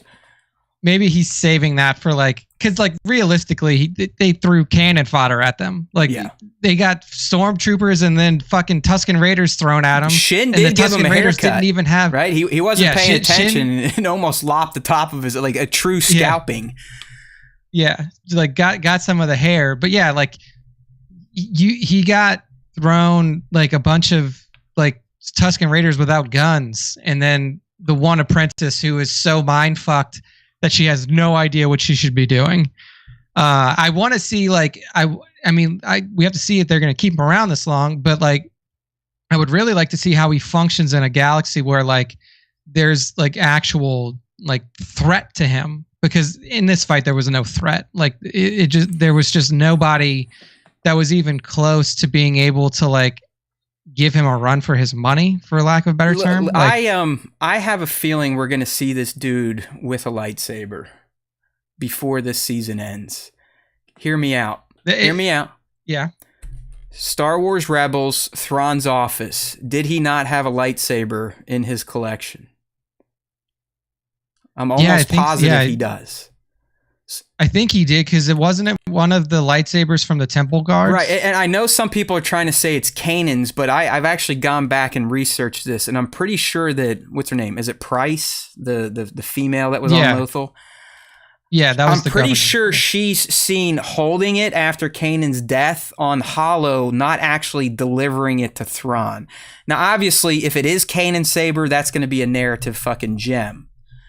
But don't be surprised if we don't see this dude whip out a lightsaber before that episode next week is over. Because I said, I really think they're going to have to sneak their way on to get out. And what is laying around them right now? A bunch of stormtrooper armor. Okay? What have we seen good guys do before that's going to upset Nick? They're going to put the armor on and potentially sneak on. I really think this is where we're going, and I could see him potentially reclaiming that lightsaber. I hope. Yeah. It could be. It could be for sure. If it is Kanan's, that would be a huge that would be like moment. Fucking like, tickle my tits. Let's go. Yeah. I didn't think it was Kanan's either that was in Rebels, but I could be wrong, because like Dave could retcon it, because I'm pretty sure, like I said, if you go back and watch Rebels, when he passes, she is on Hollow holding it. We never truly see her hand it over to Thrawn and him collect, but I think he already had one in his collection behind him. So because like he was, I don't know how he is going to be now, but like he was a collector of right, antiquities, rare items, stuff like that. So it wouldn't be a surprise, because like realistically, if you're a fucking Imperial Grand Admiral, lightsabers aren't that hard to come across. Like you could probably get one pretty easily, especially for a person who is heavily invested into antiquities and history and the meaning of history and all that. Hey, do you think Thrawn and Luthen ever hooked up back in the day? Dude, that would right at Luthen's antiquity shop. Oh, 100%. Like if he like that cover, and knowing Thrawn and his tendencies and stuff like that, he was definitely a patron. Tony would never do it, but how cool would it be to just see the blue guy walk in season 2 and be like, oh yeah, hey, I'm interested in that and this, and he's the one that figures out that Luthen's the guy. That would be great. It would never happen, but man, that would be cool. It would be cool just to see him shopping in the antiquities, knowing what we know, because I think if Thrawn was written like Luthen, Nick would be smiling right now. Is that a fair statement? I think so. Or do you feel like Luthen's plans are too easily guessable? I think that Luthen is a better written version of what this Thrawn is, because he's definitely one step ahead. He's more savvy. He's definitely more one step ahead, and he's more like, as fucked up as it sounds, like Luthen is more ruthless. Like Luthen's not letting somebody out of jail for no reason to just be like, go frolic with your friends. Like, well, he knowingly sacrifices freedom fighters, where Thrawn is sacrificing people that signed up to be in an army.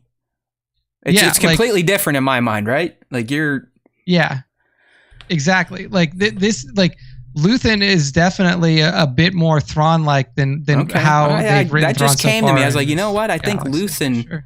is more of what Nick would want in a Thrawn, but a bad guy. Calculated. Right.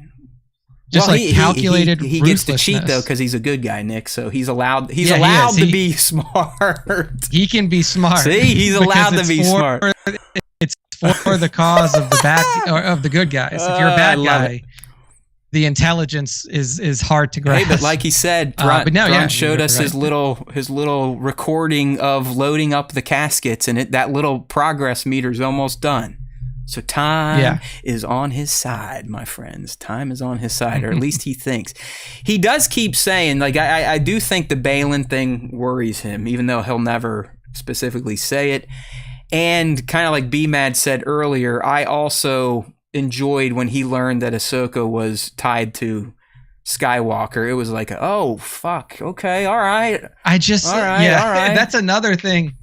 That was another one where it's like, how do you not know that? Like, how do you not know that when you like? I don't know. It's just one of those things where it's like, I have to throw out the expectations that like he is even a remotely similar version to what he was written in the books, because there is a 0% chance that he would not know that Ahsoka Tano is Anakin Skywalker's fucking apprentice. Well, like him and Anakin, did they link up during the Clone Wars in these new books, right? Yeah. Okay. Yeah. Mm-hmm. Yeah. Right. They had a whole fucking mission together. I guess you could argue maybe it was before he took on The Apprentice, right? I mean, he was in the Clone Wars for a little bit. That's where like I like, you're really good at being like, well, I guess you could think of it this way, and I'm like, no, you cannot. Like you can't. If it's Thrawn, what if him and Anakin never shot the shit and talked about their subordinates? What if they just talked strategy and tactics? Hey, you never know. You never know what they discussed on the bridge of whatever destroyer they were on. Anyways. Like I said, really the whole last third of the episode I enjoyed. The obviously the reintroduction of the three characters from Rebels when we get Ahsoka finally shows up and is like, hey. And does anyone else just, I know I said this before, but Ahsoka just feels so fucking loose and free now. It's almost like she's having a good time knowing that the galaxy may get destroyed. And I dig that because you can tell she is so fucking clear and free of all the bullshit that has been holding her back since since in Star Wars Rebels, when she put 2 and 2 together and realized that Darth Vader was indeed her former master. League. I don't know. I don't think that was brought up. And like I said, I'm pretty sure Ahsoka kind of dips out of Rebels for the most part over season 3 and 4. Like she might come in and out here or there, but even remember, I mean, Homeboy ends up becoming the next Fulcrum. So Ahsoka, after she saved, even after her battle with Vader, she kind of disappears for a while. So Thrawn wasn't really engaged with her in Rebels from my memory. Yeah, Thrawn knew about. Here's the thing: is like, I think. It's just, we're in TV mode, so like if you don't see it on screen, then it doesn't happen. It's like is realistically the area that we're functioning in. Thrawn knew that Anakin was Vader immediately before anybody else openly knew about it, and that was in the books. Like, I don't know if Kung Fu's still here, but like the way that they wrote one of those books is it's a split between them working as Thrawn and Anakin together on Batu, and then coming back together on Batu as Thrawn and Vader. And this is early. This is super early. And Thrawn intuitively, without the Force, can tell that Vader is Anakin. Like he's like, in the books explicitly says, you're like, I don't know. I don't remember if he told him, but in his mind, he's like, this is Anakin Skywalker. Very interesting. So, and you just have to understand the character of Thrawn to know that Thrawn knows that Ahsoka is his apprentice. Like, it's like, I know that it's not like, It's not like a TV thing where it's like he walks up to the screen into the camera and says, I know that Ahsoka Tano is Anakin's apprentice. Like, it's not going to be like that. You have to understand the character to understand how he thinks and the depth of his knowledge on everybody that he knows. We also got to take in the casual factor too, right? I mean, we talked about this like even before Thrawn showed up. Some stuff is going to be much more generalized for a general audience, and that's where we're at. I mean, come on, that's just we can't get into the nuanced material that a book would ever get into. So yeah, I mean, but it's also like just unbelievably like short-sighted to think that a Grand Admiral of the Empire would not know about one of the most powerful, most prominent surviving Jedi in the galaxy that is also knowingly working with the rebellion. Like, regardless of whether they've crossed paths, like it's ridiculous to assume that any fucking Grand Admiral of the rebellion, much less the best one, would not know about Ahsoka. Like, well, she I mean, again, I'm not arguing. I'm playing devil's advocate here. I mean, you got to think about it. Ahsoka left the Order probably when she was 16. I mean, she still was a Padawan. Not really. Yeah, I guess she did some shit around the galaxy, but she never was a fully formed Jedi. Probably wasn't coming. I mean, Padawans. How much do Padawans come on a radar versus a general? I don't know. Like in the end, this is a type of shit to me where I'm like, who cares if he didn't know her or not? Like, it just doesn't. It doesn't bother me at all, and I think it's a blessing, honestly, to not. No, it really is, because it's like you don't have expectations. The understanding of the character, and then like when shit is just like. When shit is right. Like that, you're not like, well, that's like I said, stupid. I mean, to me, he is Rebels Thrawn. I don't see any difference. I mean, he talks a big game, but in the end, because he is so confident, the little shit gets him. He always misses that stuff. Where it sounds like in the books that is unthinkable, and I believe you all. But from what I know about the guy, I think he's being portrayed just as we saw him in the other TV show that featured him. I have this shot up here, Nick. It was kind of at the end. It was the end shot. And this is why I think that we're in for some doom and gloom for the good guys in the finale. You know, it's like everything's good. They won a little victory. They're all together again. You know, it's almost like the end of a typical Star Wars movie. But the fact that it happened in the penultimate means that things can only go downhill from here. So I guess when it comes down to it, is there anything that can redeem this Thrawn? Like him even making it back to the galaxy, that doesn't matter to you because you know that the good guys are going to follow, right? Like that's still not a win, even though they lost in preventing him from returning. They didn't. I mean, here's my biggest issue. I said since the beginning, they didn't earn the win. They didn't earn anything. Like he gave them everything. So like he lost from the second that he let Sabine out, gave him the lightsaber, said that I'm gonna, like, from the beginning. I guess my point, earn was bad. The fact that Thrawn, a guy banished by the good guys, gets back to where he was banished, is that not a victory? Even if two good guys make it back with him. I would consider that a big win. The only way that the show can continue. Well, yeah, so, we know this, but come on, play with me a little bit. The fact that the guy was banished to a galaxy, had no way home, and through his whatever networking abilities, you know, he's quite a personable guy, clearly. He does make it back to the known galaxy where everyone that is actually caring about protecting the New Republic is like, if Thrawn makes it back, we're all fucking dead. So to me, again, from a general point of view, if he makes it out, he won, whether good guys survive or not. Yeah, I mean, it's a short-sighted victory for sure. So like in that respect, it's definitely a win. Like he gets back to his home planet where he's going to like be able to enact whatever plan he has. It definitely sounds like he wants to kick the shit out of people. I know we were like, I wonder what he's going to do when he gets back, but no, he's like, I mean, his first line is like, "Oh, what was once essentially the nightmare of our foes is now a reality."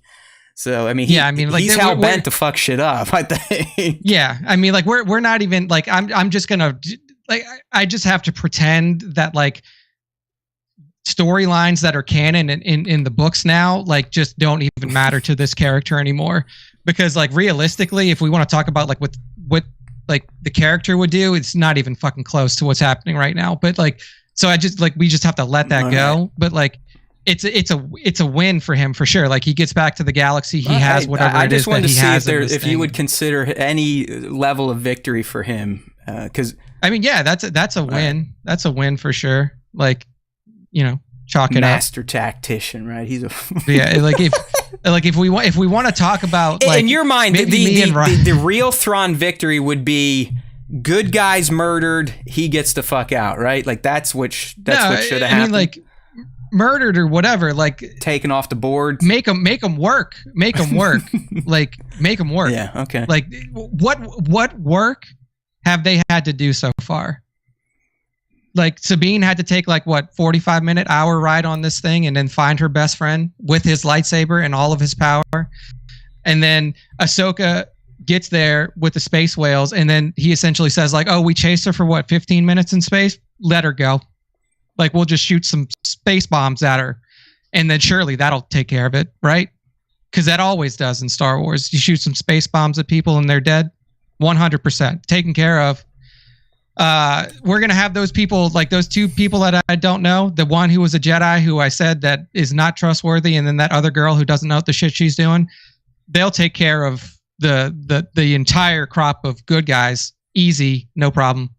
But you like it. He can always change though. He's like, hey, you know what? That's okay. They're still wasting time. That's fine. We're moving along. He could turn it around. Like there could be like once he gets back into the galaxy, like maybe he's got some like long tail Thrawn shit set up over there, and like he just and like that's when like he starts becoming Thrawn again. But up until this point, at this point, Nick, since it's been confirmed that he's been able to communicate across galaxy, has he also been feeding shit to Pelion then?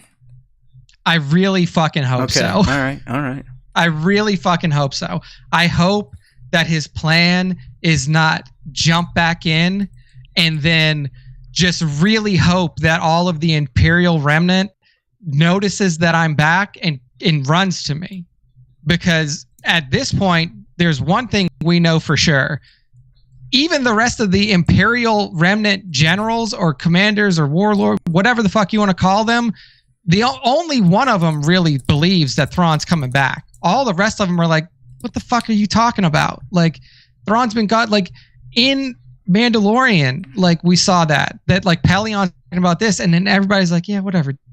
Thrawn, yeah, we'll fucking hold our breath about Thrawn. Didn't Pelion almost allude to the fact that, like, yeah, we believe Thrawn is almost ready to return. So I am starting to think that he might be getting, he also might be getting some of that, however the Great Mothers are able to send those commands. It's I don't know if it's a communication chain between like Thrawn to Morgan to Pelion. Like it could work that way where it's like she's feeding info to Pelion. And that's like it, you know, like that's how he's getting his info. Or if you know, Thrawn told the Great Mothers like, yeah, like send a text message to Morgan and then also just shoot a text message to Pelion too. Because that would make sense. Like, all right, when I get back, here's what we're gonna do. Tell me about what the New Republic's been up to. All right, XYZ. He's gonna get his board out, gets his X's and O's. As soon as I show up in my fucking Eye of Sion, we're doing a pincer movement on these motherfuckers right over Coruscant. Bah, bah, bah, bah, bah, bah, bah, bah, bah, bah, like that, something like that, right? That would be the Thrawn. We have to see, because like if at least as far as I would think, it's like when you get back in, then you have instant stuff ready to go. Like you have communication going with whoever you're in communication with over in the current galaxy, Pelion, and whoever's on Pelion's side and whoever Pelion is directing. to like be ready. Like they're in hyperspace. They're fucking an hour out. They're 5 minutes out. Like it should be a fully coordinated response as soon as he jumps out of hyperspace is what I would expect. But up to this point, like I just don't know how they're gonna play it out. I wanted to ask about that. All right, so kind of continuing on here. I guess I'll move into my references stuff. We've been kicking this episode pretty hard. I like it. That's right, the General Grievous. Thrawn. That's how I am. I'm like one of these brain dead night troopers. One more thing I want to bring up before we kick it off. Tell me if this sounds familiar. Somebody else builds an army for you. You are in complete control of the army. To your knowledge, at least as far as you know, right? They all got the same armor on. They're all for the Republic. Yeah, for Thrawn. Yeah. But then the guy who actually built it, or the people who actually built it, have complete control over the army, and you have no idea. Does that sound familiar? Okay, just me. See, I don't know. I still think the Great Mothers, in my mind, Nick, they just want to rebuild. You know, or you think they're gonna turn? You don't think that they have any desire at galactic conquest to the place that they were exiled from? No, hear me out, because in the end, if you remember Dathomir in our galaxy, it was not a warring planet. It wasn't nothing to do with the Clone Wars, none of that. They actually got genocided by Grievous and Dooku after they helped Savage and Maul kind of fuck with the Sith a little bit, but they weren't actively fighting. So their planet essentially got wiped out in the known galaxy. I've been looking at this now as the Great Mothers. I think they're loading up caskets. I think they want to go back to Dathomir, get away from Peridian, the freaky power source that's scaring them, and start again. I don't think they're wanting to get back to the known galaxy to conquer like Thrawn. That's just me. I don't know. I mean, like that would be a very mellow way for them to enter back in. Is like, look, man, we're just looking for a taxi ride so we can get back home. What do you think's in the caskets? I mean, it's dead fucking Night Sister so shit for sure. Like it's all like they are to be reanimated as warriors, or like a true Night Sister zombie, which we know is a thing, and they're fucking crazy, or is it like I said? Are they just bringing these other sisters back to resurrect them on Dathomir to get away from this wasteland that is their original home planet? I guess it's just like. To me, then the question is like, is it really that important to be on fucking Dathomir? Because like realistically, Dathomir is a fucking shithole wasteland too. Like there's no, like what's the difference? Like if all you're looking to do is rebuild your society. That's why I want to know what this fucking power is. That's what I'm telling you. This power is what has been driving the Dathomirians off this planet for centuries. Or to the point where they've kept themselves in their catacombs in a form of stasis, so they don't have to deal with whatever is there. Have they even mentioned this power yet? Like, have they brought up? Like, I don't know if I just like missed the dialogue parts. Have the Great Mothers, grandmothers, granddaughters, whatever, Baylan mentioned it at all? Baylan is the only one that's mentioned the power, but the way they talk and the way Thrawn talks, it's clear that they've been wanting to get the fuck out.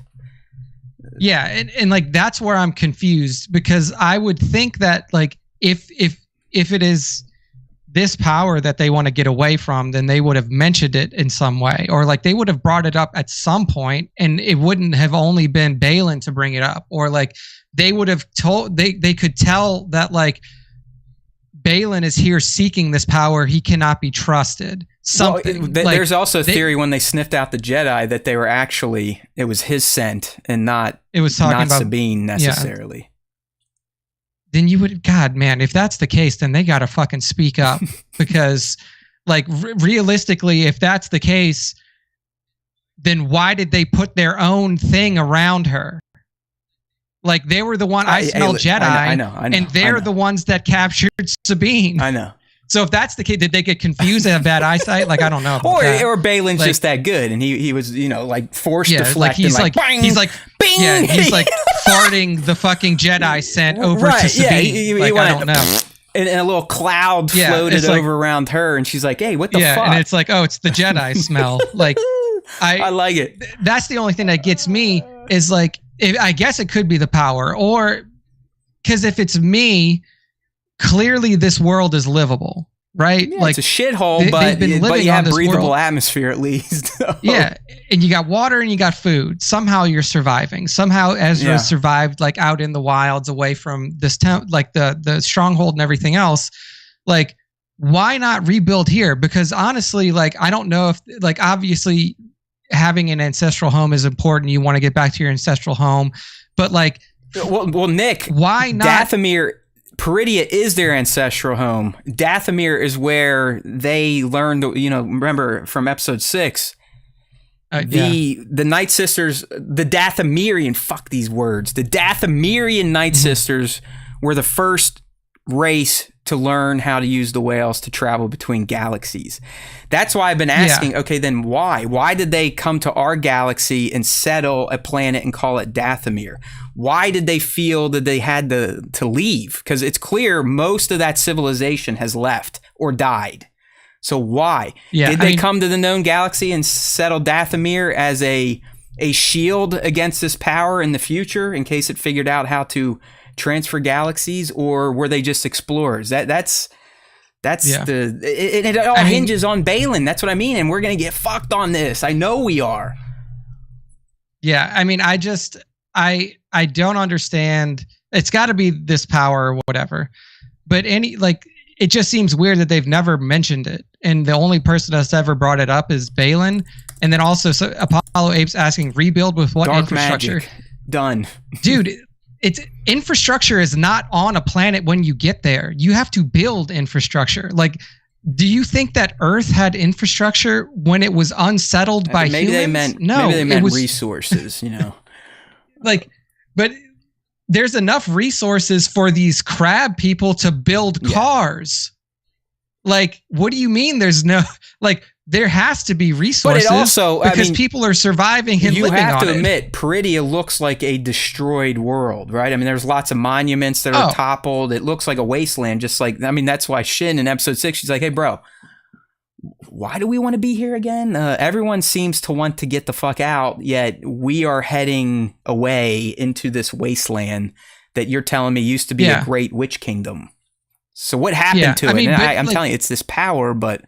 Yeah, it's the power for sure, but they definitely haven't done a great job of like connecting the power to the great mothers, grandmothers, and like why they're afraid of it yet. And as far as I remember, Dathomir is as fucked up as this planet is. Oh yeah, it looks like it looks even worse than Peridia. It's Peridia, but tinged red, like it was caught on fire and then put out. It's not quite as burny as Mustafar, but it's pretty shitty looking. And that's why I'm saying, like, they have to have a goal outside of just like get back to a different shitty planet, because if your goal is just to get back there and stay there, then your only thing is like, okay, well, let's get away from this power. And they have not expressed that in any way so far. So that's why my assumption is like, get back to Dathomir and then start a conquest for us to spread our civilization throughout this galaxy. Because on Peridia, even if this power wasn't here, there's nowhere for us to spread influence. It is an isolated world with nothing close to it. As it has been described to us in this show, it is a planet that is at the end of a hyperspace route that goes to a different galaxy. So it's connected to the galaxy, but it's not in it. There's nowhere for you to spread influence. So that's why I'm saying, like, their end goal cannot just be like, get back to Dathomir and then just live, Like, hey, they're having that fun. seems kind of weird. They're pacifists, and then they put on magic shows for the children of the galaxy. Yeah, like I don't know. Like I'm trying to, because like they're not like, as of right now, like you're looking at them as like Thrawn is using them as a means to an end to get back to the galaxy, but like they are. No, they're using each other. It's a definite. Yeah. I mean, that's said as much in episode 6. I mean, part of the deal that they made with him was like, all right, dude, we'll give you some of our powers, allow you to communicate with this Morgan character, but you have to take us and our dead sisters, or whatever the fuck they are, out of the catacombs and back to the galaxy once you figure out your ride. Right? I mean, that's what we know at this point. Because realistically, Thrawn may seem like he's in a position of power by the way that he's talking to people. This motherfucker has no power. They did call him my lord. Zero. They called him my lord in episode 7. Yeah, I know.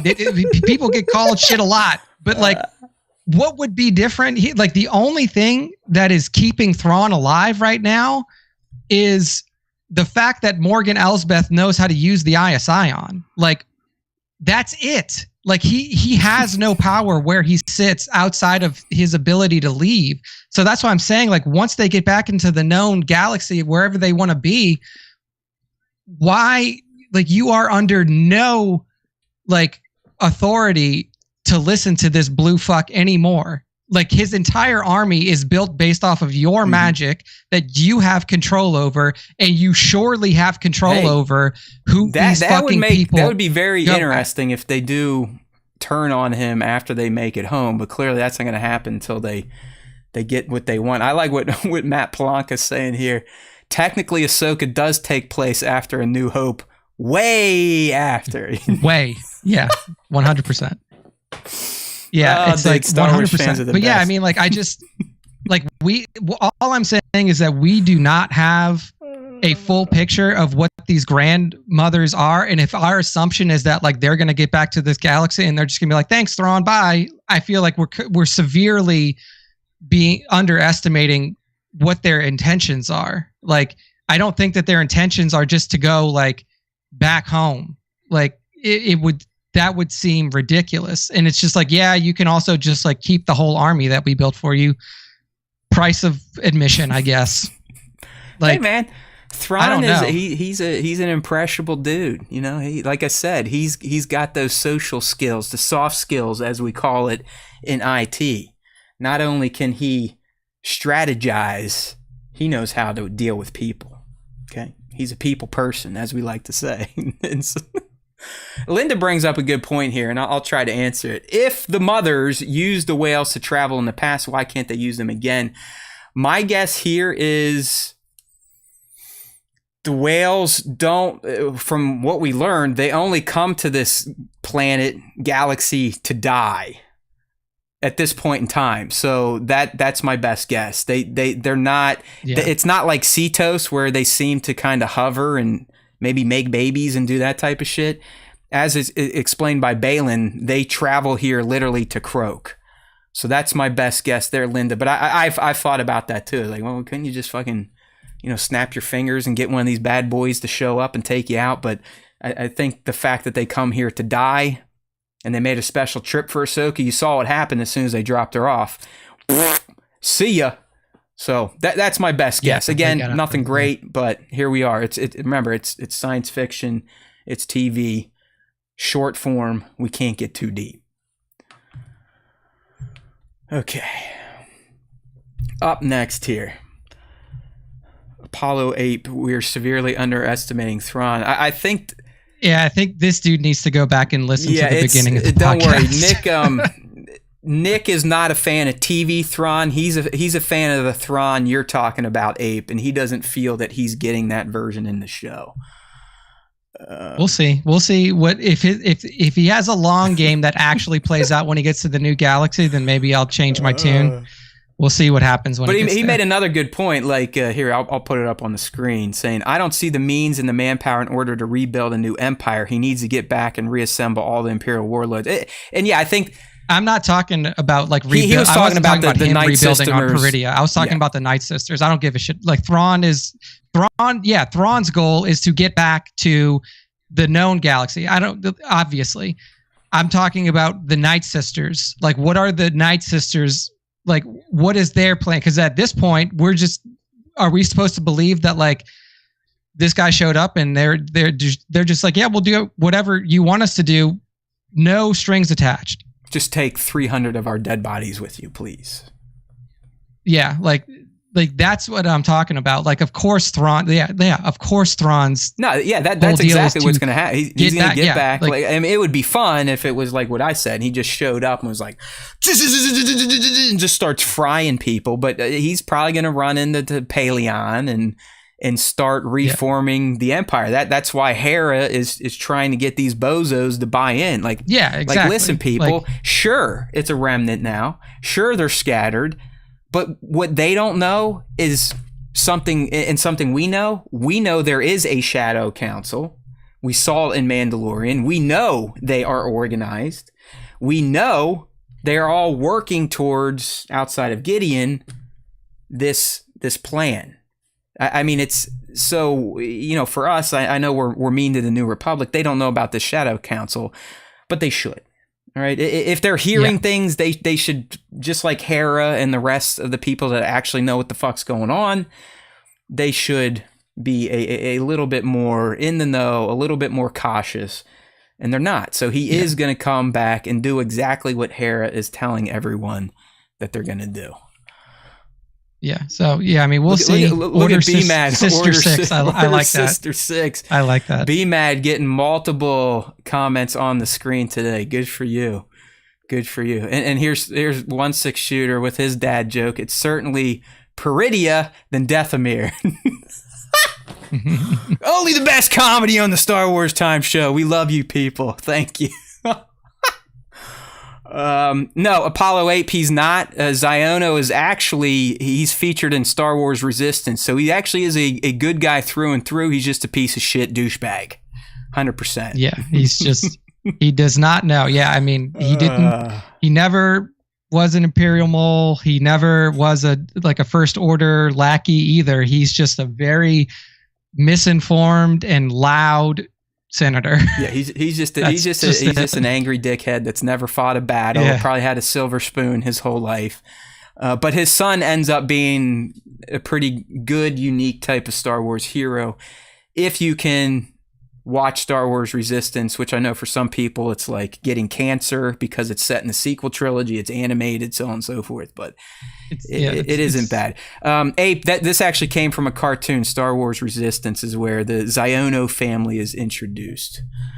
Okay, kind of continuing on here. I think we're in the eggs and references. Holy shit, is this long? I'll rip through these here. There were some decent ones here. That's Akbar, right? He was at the trial. Only one Mon Cal wears that white, foamy looking, stuffy shit. That's our guy. Mm-hmm. I can tell the head spots look pretty spot on. So we got Akbar there.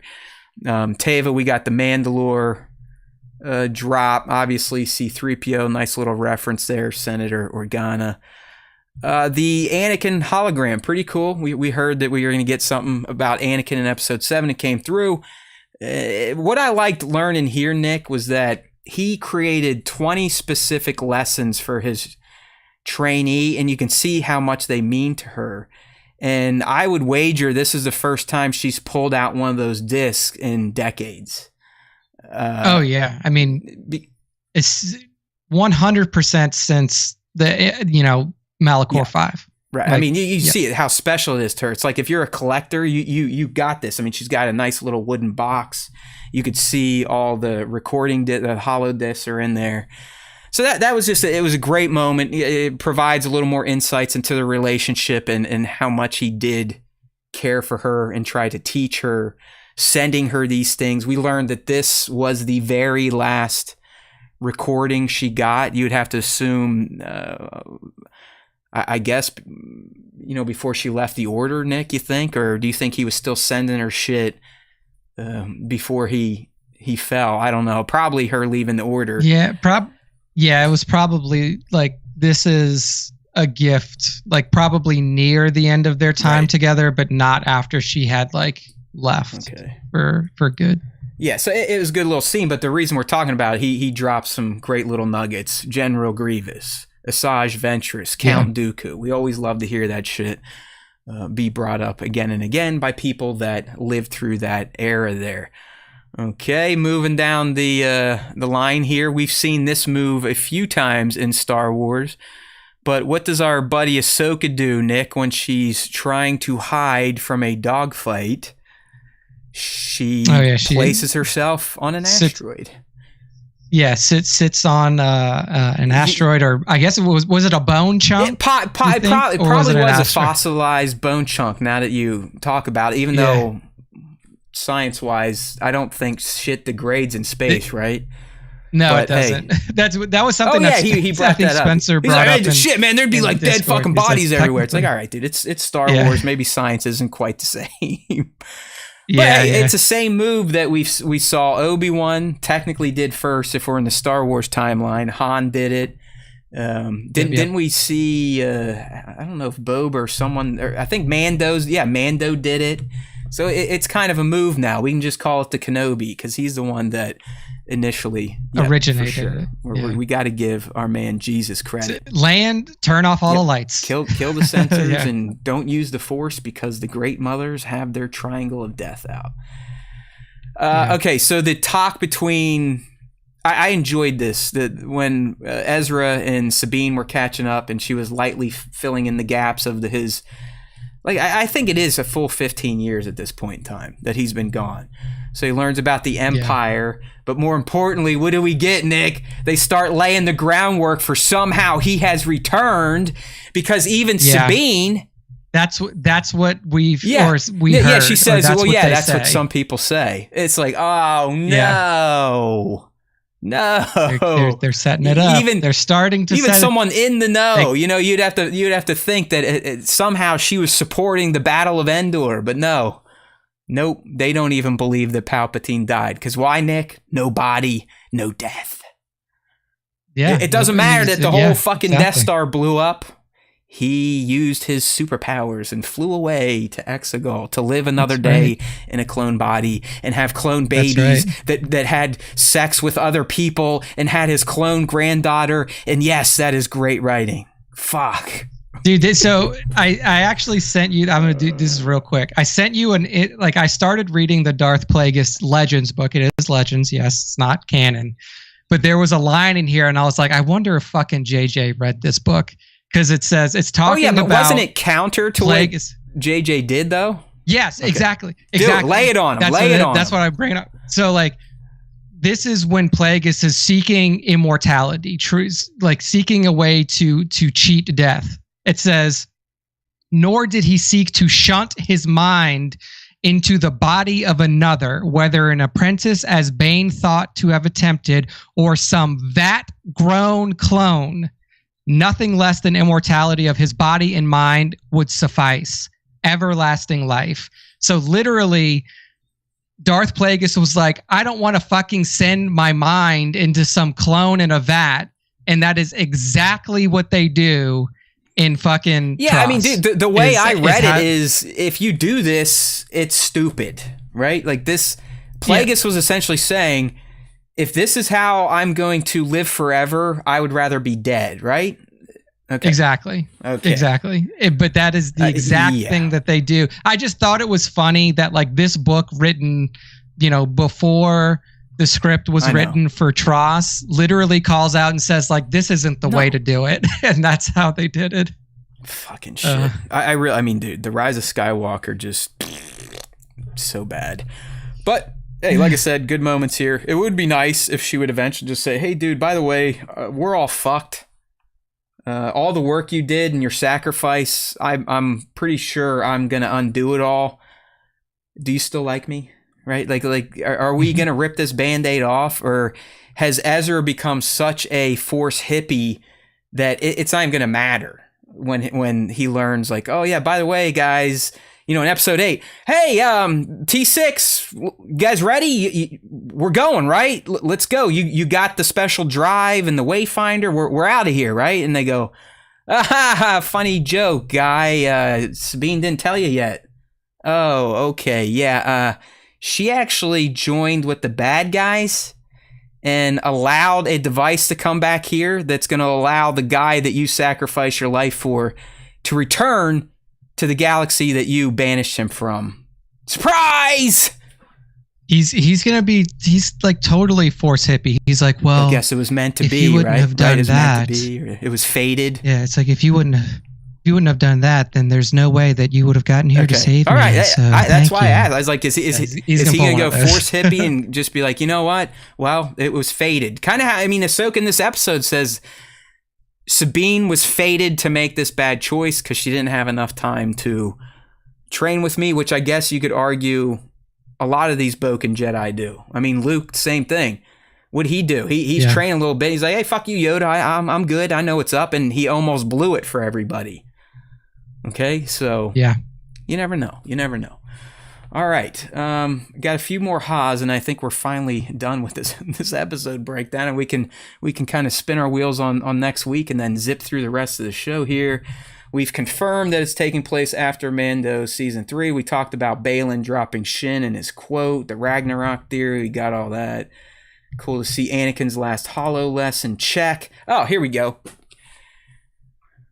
Does anyone, and obviously Nick, I'm asking you, but anyone listening, does anyone else feel it's a bit weird that the Skywalkers don't come up at all when Sabine is recounting her tale to Ezra, considering that they have a relationship with a Skywalker from Rebels? Like, literally worked with Princess Leia. Yeah, I mean, if I was Sabine, I'd be like, hey, there's a like Jedi you, in the like galaxy you that again, is like fucking you, amazing. like somebody like you. Yeah, like he took down the Empire. Like right? He like nothing. No, not even just maybe that was she's like, yeah, hey, Empire defeated, Battle of Endor. Yeah, Palpatine might be dead. Version. Oh, you're not going to mention the fucking Skywalker twins that single-handedly drove the rebellion to victory? Like, what? Yeah, like maybe they'll get into like more detailed conversation around it because they were kind of pressed for time here, I guess, and like it is a long hyperspace journey. It seems from Peridia back to they're saving it for the return trip. All right, I got you. Yeah, they're like, the return journey, Mr. Frodo. Like I guess like because that would be something that I was like, oh my god, like the first thing I'm telling Ezra when I get back is like, oh my god, there's a fucking Jedi that's in the galaxy. Like he's rebuilding even more powerful than Jedi you were, Order. and I thought you were pretty damn special. Yeah, it's just, I don't know, it's like weird. But I do like that they've been classified now as Boken Jedi. I love that. So Luke's Boken, Leia's Boken, Rey's Boken. I mean, technically, anybody after the fall of the Republic is Boken, and I guess you could say that Kylo was not because he was trained under the guise I would buy into temple? that because then they were back under a temple structure. So I agree with you for sure. All right, dude. Let's kind of soothsay a little bit. What do you think's going down for the finale here? I know we've kind of laid out the 4 potential narrative paths. So we got the Balin Shin camp, the good guy camp, and the bad guys. How do things play out next week to bring this first season to a close? Yeah, I mean, I think that now that it's, I mean, the only thing that is kind of a question mark for the heroes at this point is like Thrawn saw his dudes lose.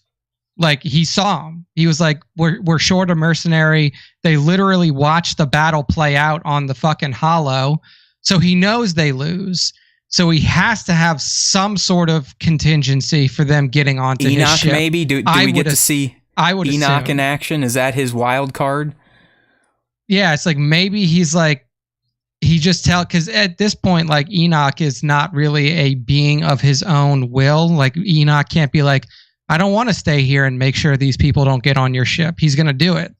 So like maybe his answer is like, okay, well, I leave Enoch and my guy, like my best squadron here to deal with the approaching heroes as they come back from their victory. So like that should throw off any attempt to just like fucking, Han and Luke on the Death Star in A New Hope just like dress up and walk in because they know, like, hopefully, because he knows that there's stormtrooper armor there that they can just put on.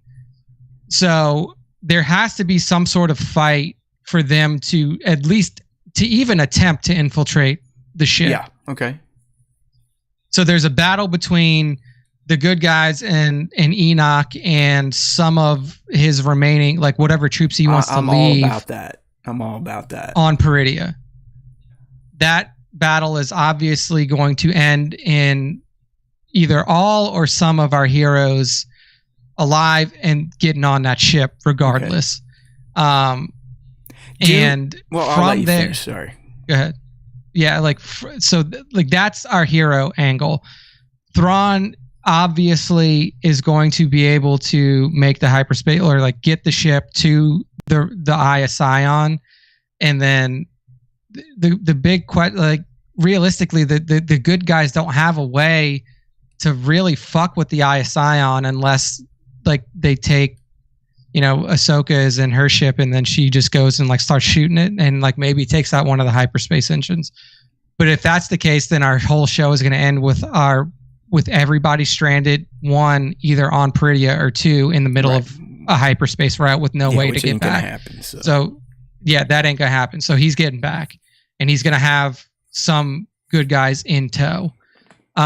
It's so like that's Thrawn. Thrawn's angle is very like straightforward from here. Does Thrawn directly tussle with any of the three? I don't think so. I think at this point he's just throws fodder at him. Like the way that he's acted so far and like the way that he's been so single-mindedly focused, I don't think that he tries to get his hands dirty. He also knows that like he has multiple aged. Force users. He's not that stupid. Yeah. No, I mean like, in the initial fight with like, when he was younger 15 years ago, he's like, I'll take this dude. Like I'll fight him, see what happens. Like now I think he knows that his skills have degraded to a point to where he just can't go hand to hand with people anymore. So I think that he just leaves it to lackeys. Right. Like this Thrawn is just does Enoch make it through this battle? He die? Is there a reveal or is he just Enoch? Do you think there's any? I'm not saying he's going to be like, oh, it's that character, but I feel like he's more than just one of Thrawn's old stormtroopers. It's almost like he's from this galaxy, the planet. Why did he choose this face mask instead of just a traditional reforged trooper helmet? Like, do you feel like there's anything more to Enoch than just being a lackey? I don't know. It's like at this point, I don't want to read too far into it because we did this whole fucking thing with Merrick, and Merrick was just a fucking dude. Like, Merrick was literally a throwaway.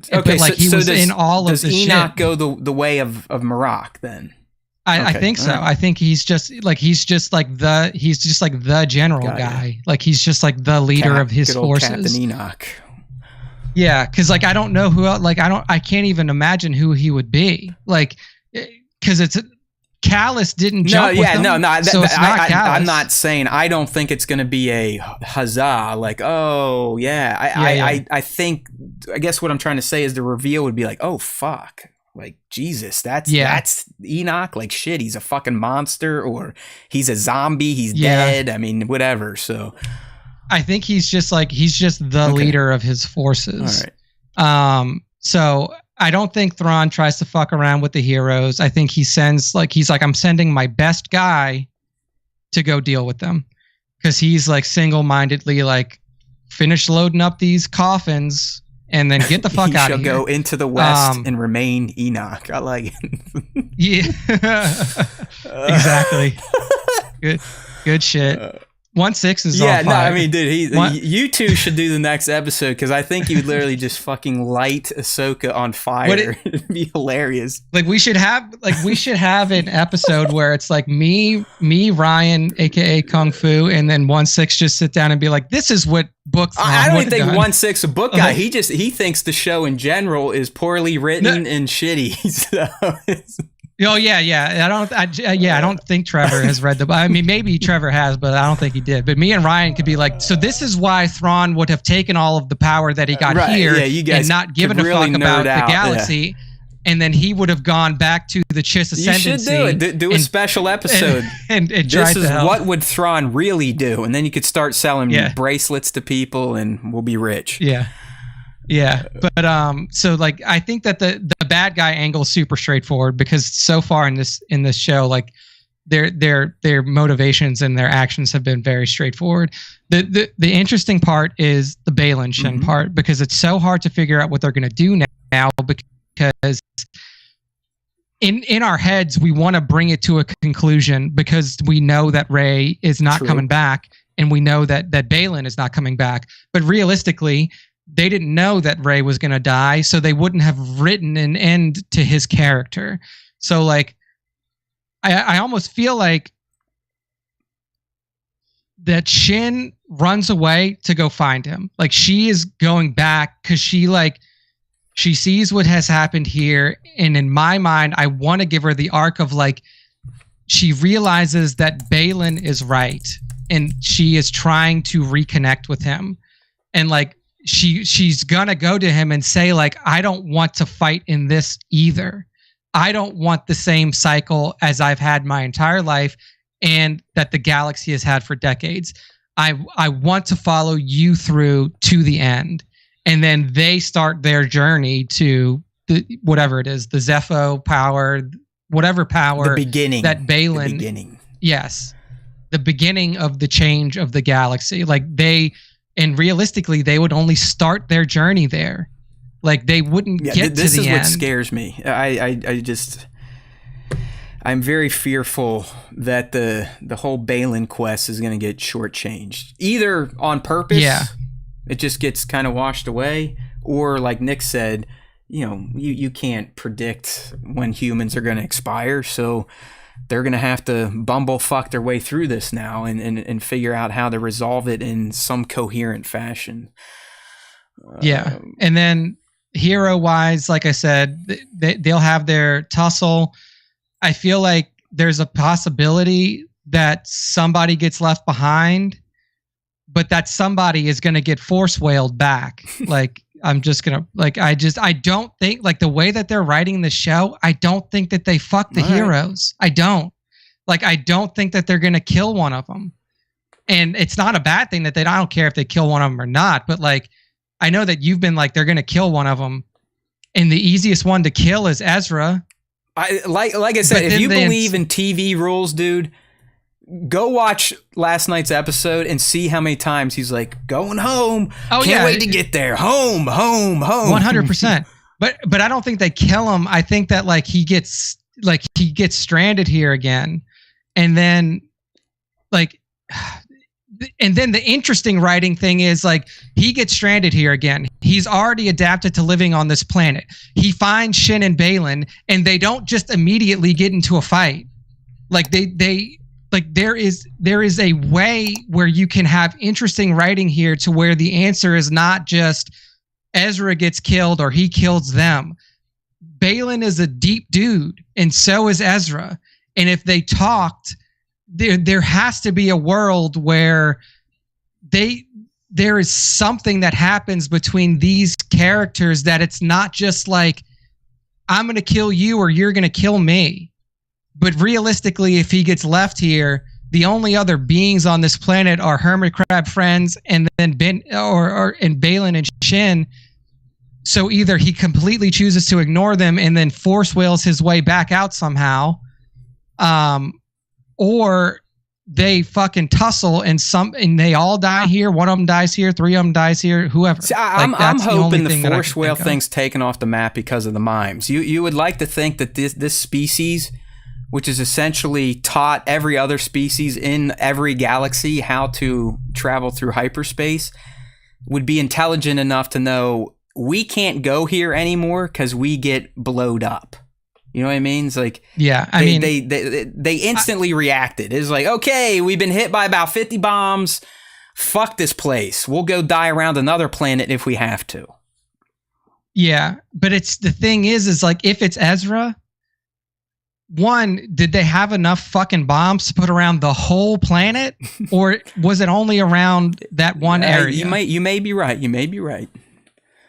So like, could he like coordinate with them to move? Right. Another thing we know is that they can exist in atmosphere. Like we've seen them in atmosphere above Cetos and above other planets in Rebels. So they could theoretically jump into atmosphere and stop and avoid the bombs. And then they could link back up with Ezra at the spire where Thrawn's ship is right now. And he like hops in, fucking Jonah and the whale out. I think that's going to be taken off the map, because then we could argue, well, then why the hell hasn't he done that in the past 15 years? You know what I mean? Yeah. I mean, that's, maybe he didn't do it. There's so many things you can truly pick apart if you want to.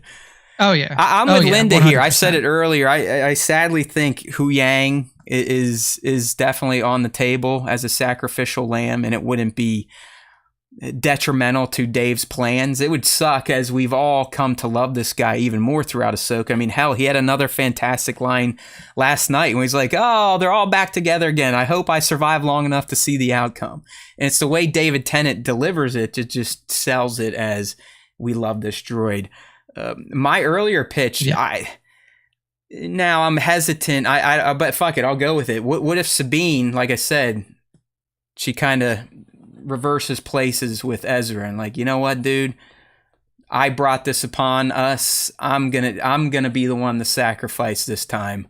You go back, and she's the one that stays. Like, that to me would be earned. That would be a risk, which means it's probably not going to happen. But think about it. Her family's been wiped out. She really hasn't been involved with the Mandalorians.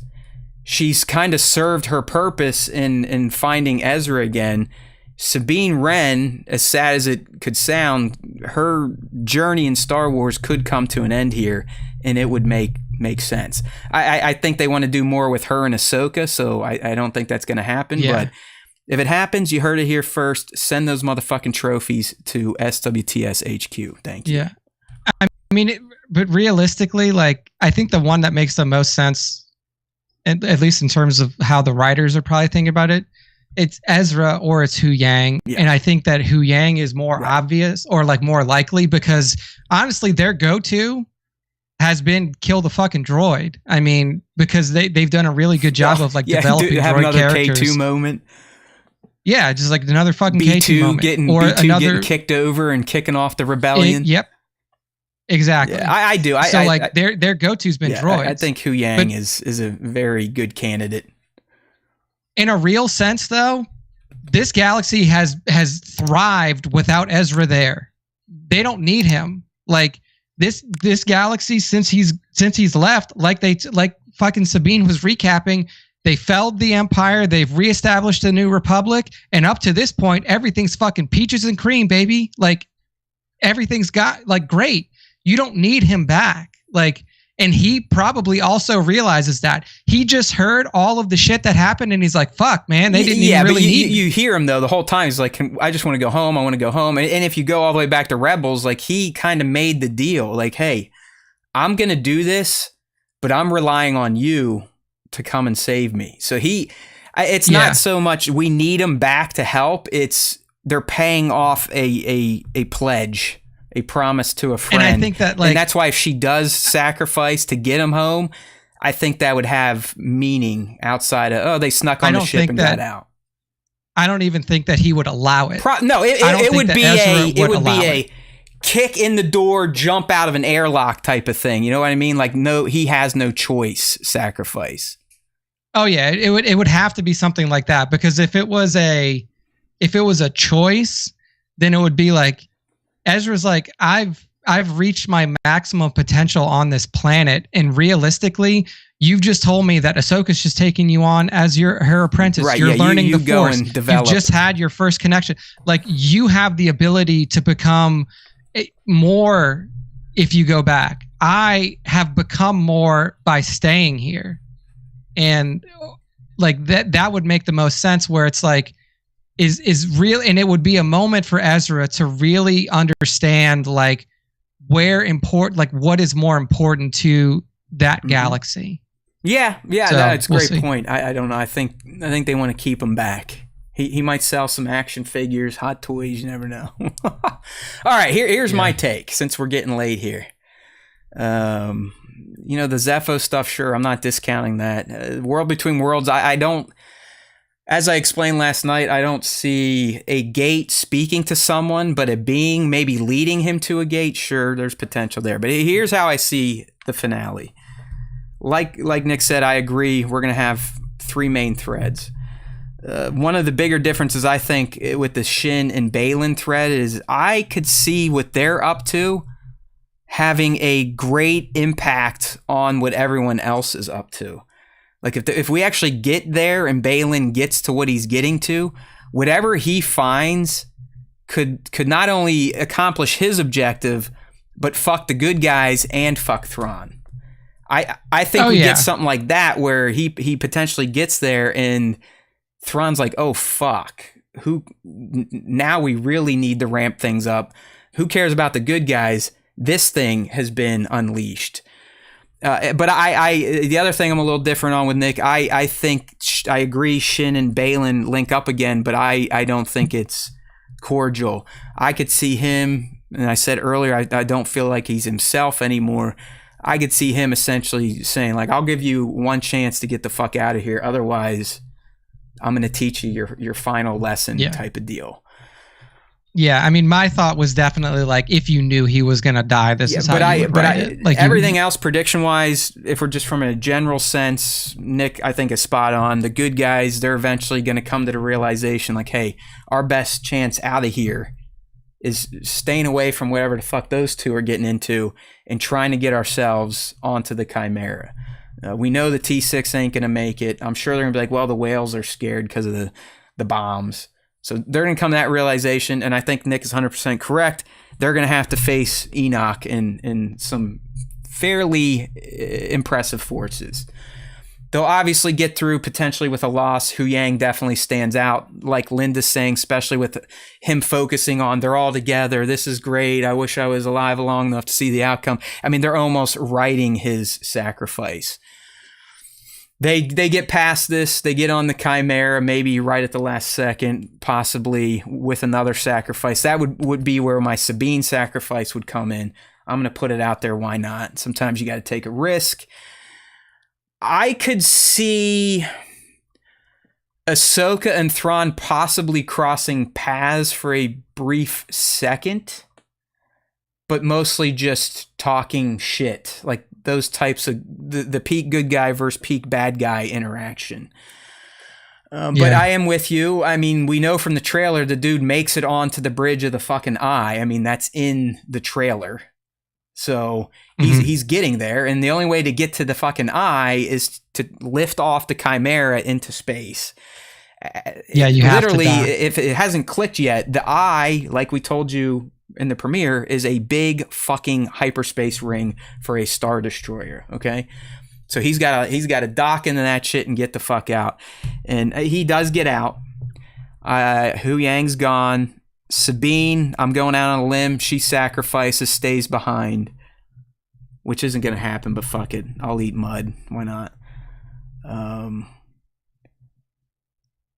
Yeah, and I think we end with Thrawn returning and the good guys in the belly of the Chimera going like, oh fuck, we gotta, kind of like Luke and Leia and them looking out into the galaxy, like we've got a big fucking task ahead of us now. Shit just hit the fan. We're all feeling a little down right now, but there's still a little hope left because we're all still together. I think that's kind of how season 1 ends. And I do not think, I think Balin, like I said, I think Balin pops the power off that fucks everything up, but I don't think we get full resolution, sadly. I just don't. Yeah. I don't know how, like, I don't know. Fuck. Come on, next Tuesday, let's go. I need it. I need it now. So I don't think it's all right. Bats brought up Bendu multiple times. I'll say this: if they use that, why the fuck didn't he use that 15 years ago? Like it's the same thing as like saying like, oh well, why don't you just use the world between worlds? Like it's the same it's the same thing. It's like, well, if he does it now, why didn't he do it 10 years ago? Yeah, well, I Like, also it's- believe Bendu is something in the same league as the Mortis arc, the father, the sister, the brother. Yeah, I mean, it's not going to get Yeah, fucking I touched. don't, and if it does, it won't be Bendu. It'd be a way that you could introduce that concept to a very general, low knowledge type of audience. We just, like, a lot of us hardcore, we gotta remember that they don't make the show for us. Even though we're the ones that prop it up and do all the free promo, they're not writing it for us. They're trying to write it for a wide audience, so you can't get too into the lore weeds, if you will. Yeah, All exactly. Right, holy shit. Yeah, I don't think Bendu makes an appearance. At least, definitely not while we're still on Peridia. If anything, if they're going to bring him back, he won't get touched until they're back on. So in the end, yeah, we are going to have an Empire type of ending. Yeah, and I do think the Balin stuff is going to be disappointing, sadly. All right, so there we go.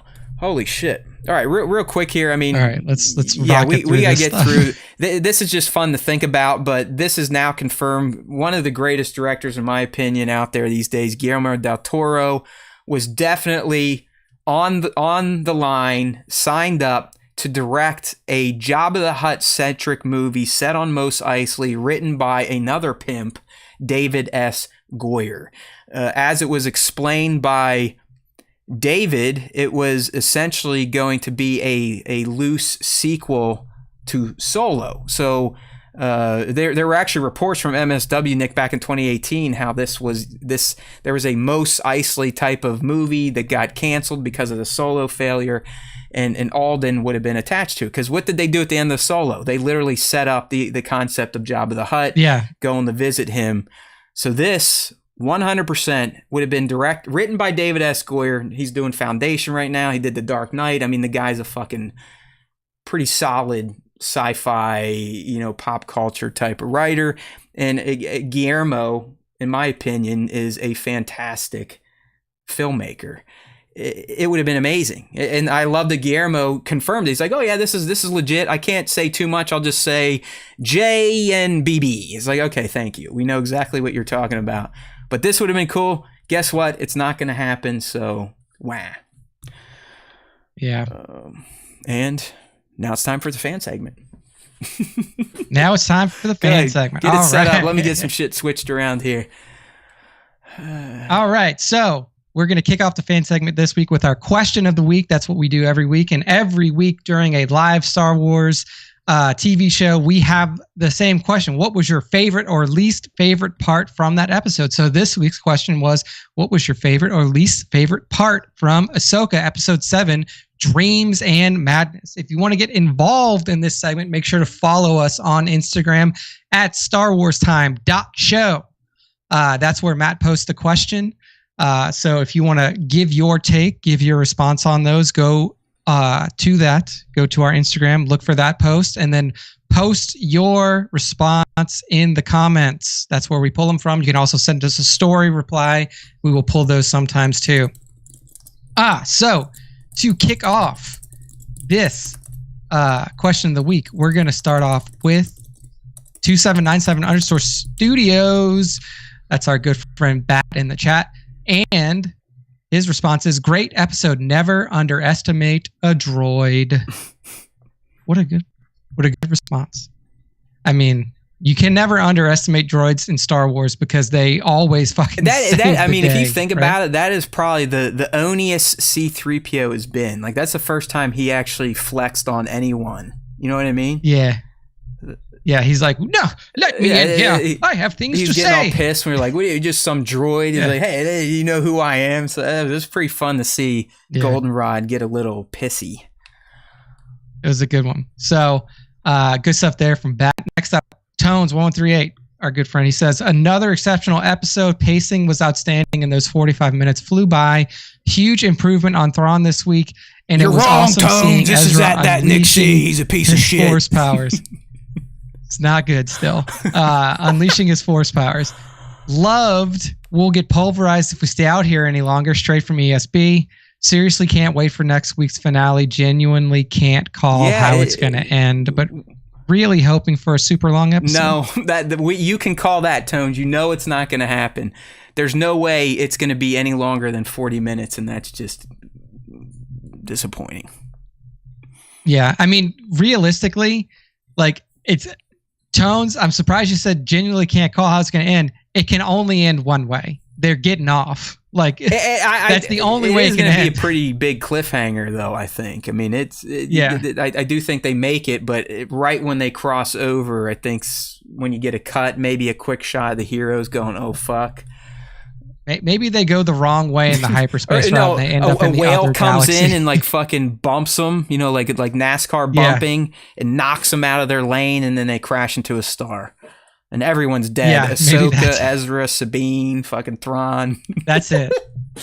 And then the First Order rises with the Hux family. Ha ha ha, Star Killer Bash.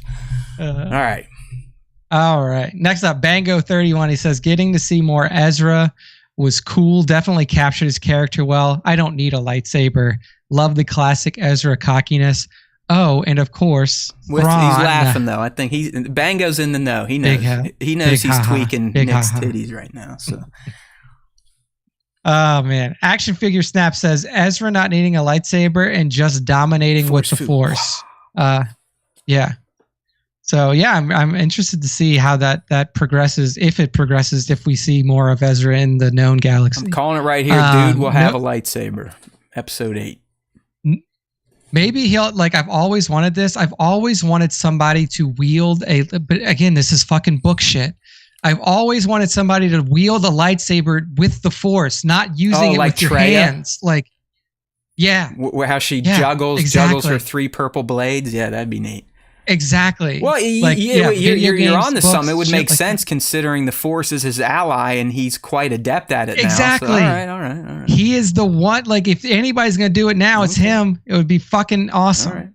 All right.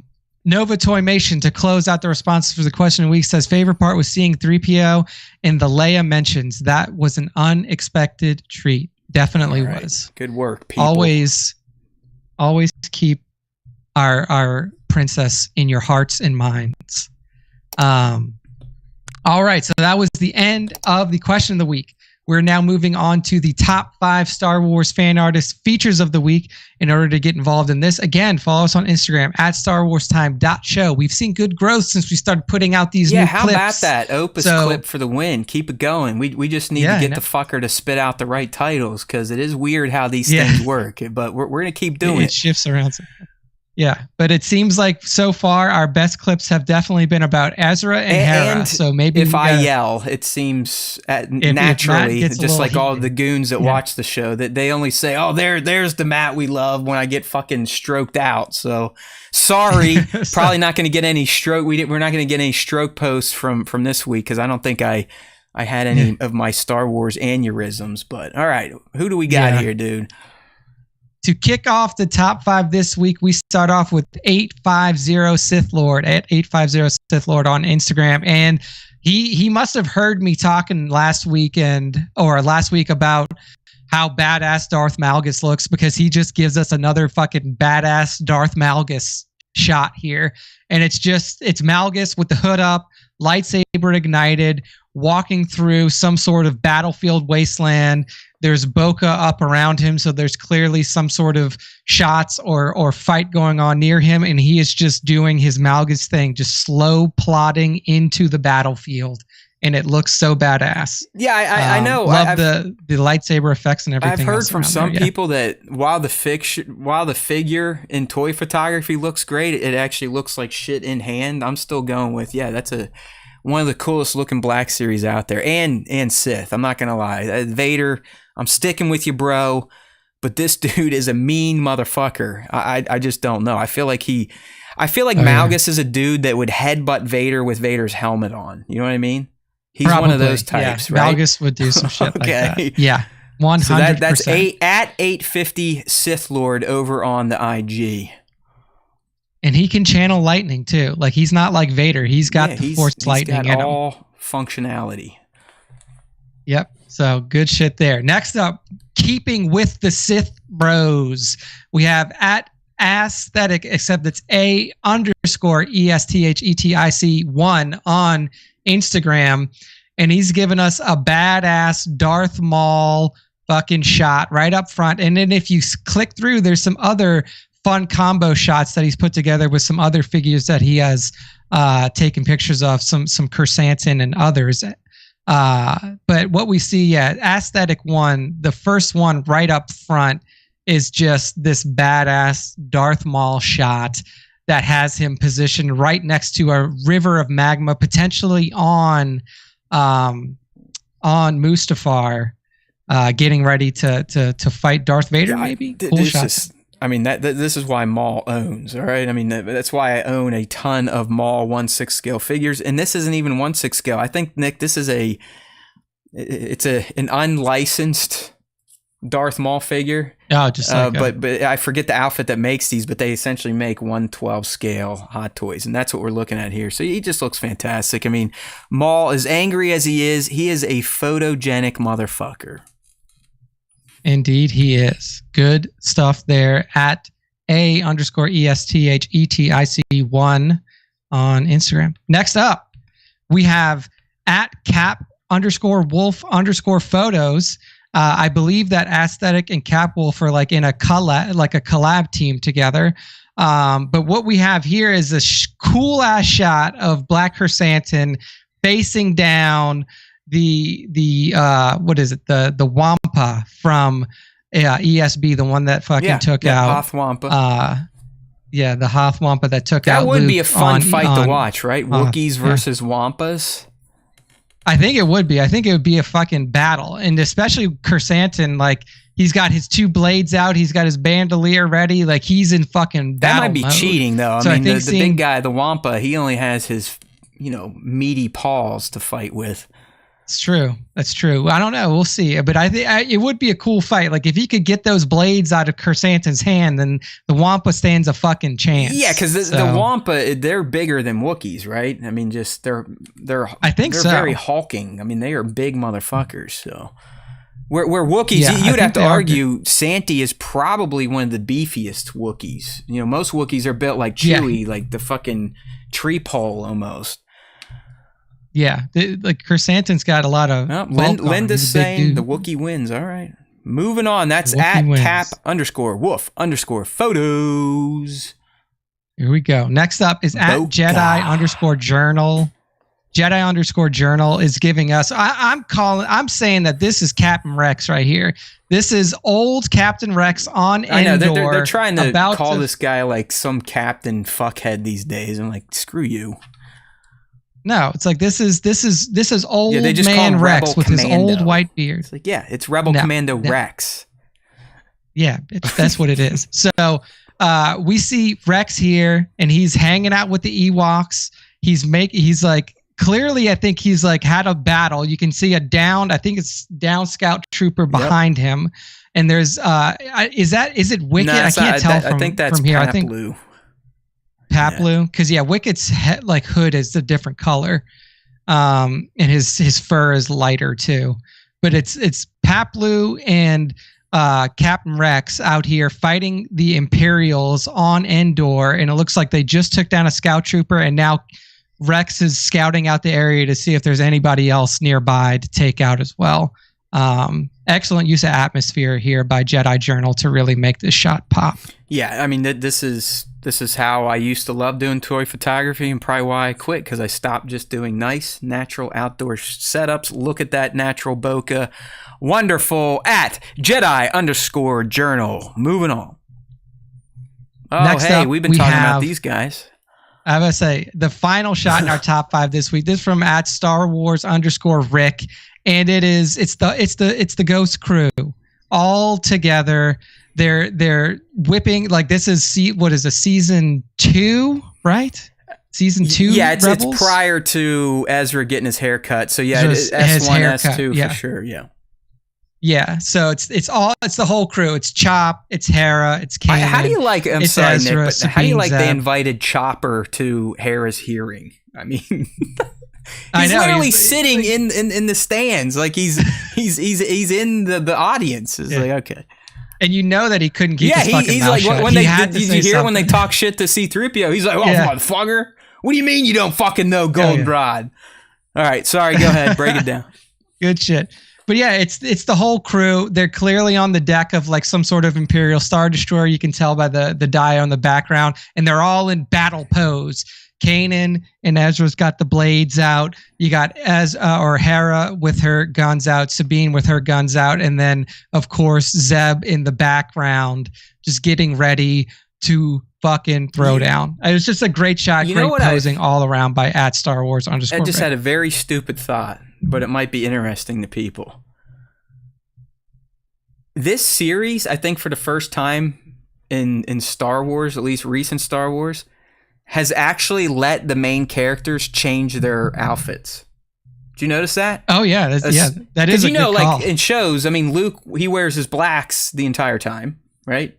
In Jedi, I mean, he changes a little bit on Dagobah. Not really. He just takes his nice suit off. He takes the coat off and puts it back on when he's back on Bespin. But if you think about it, and again, like I said, it's a very dumb thought. Ahsoka has had a fundamental costume change. Sabine has had a fundamental costume change.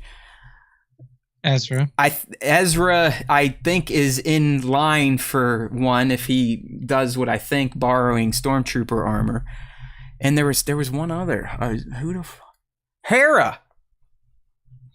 Yeah, her headdress she changed everything. She got out of her bomber jacket. She was in. Oh yeah. Sorry, like I said, very stupid thought, but interesting. Okay, let's put her to bed. There we go. That's it. That's the end of the top 5, and that's the end of our show for this week. It was a long one, a lot to talk about, setting up next week's episode, and also discussing this one. So Matt, close us on out. You got it, my friend. Thank you, everyone that signed in, joined us live. Don't forget, you can do so yourself, typically 5 p. East, Tuesday or Wednesday, at least Wednesday to next week, youtube.com/Star Wars Time Show. If you are a podcaster only, there's nothing wrong with that. You still are on the hook to help us out, though. So make sure you let everyone know StarWarsTime.net. That's the destination for the SWTS. If you want to get hooked in to our socials, to the podcast versions of this stream, and of course the YouTube.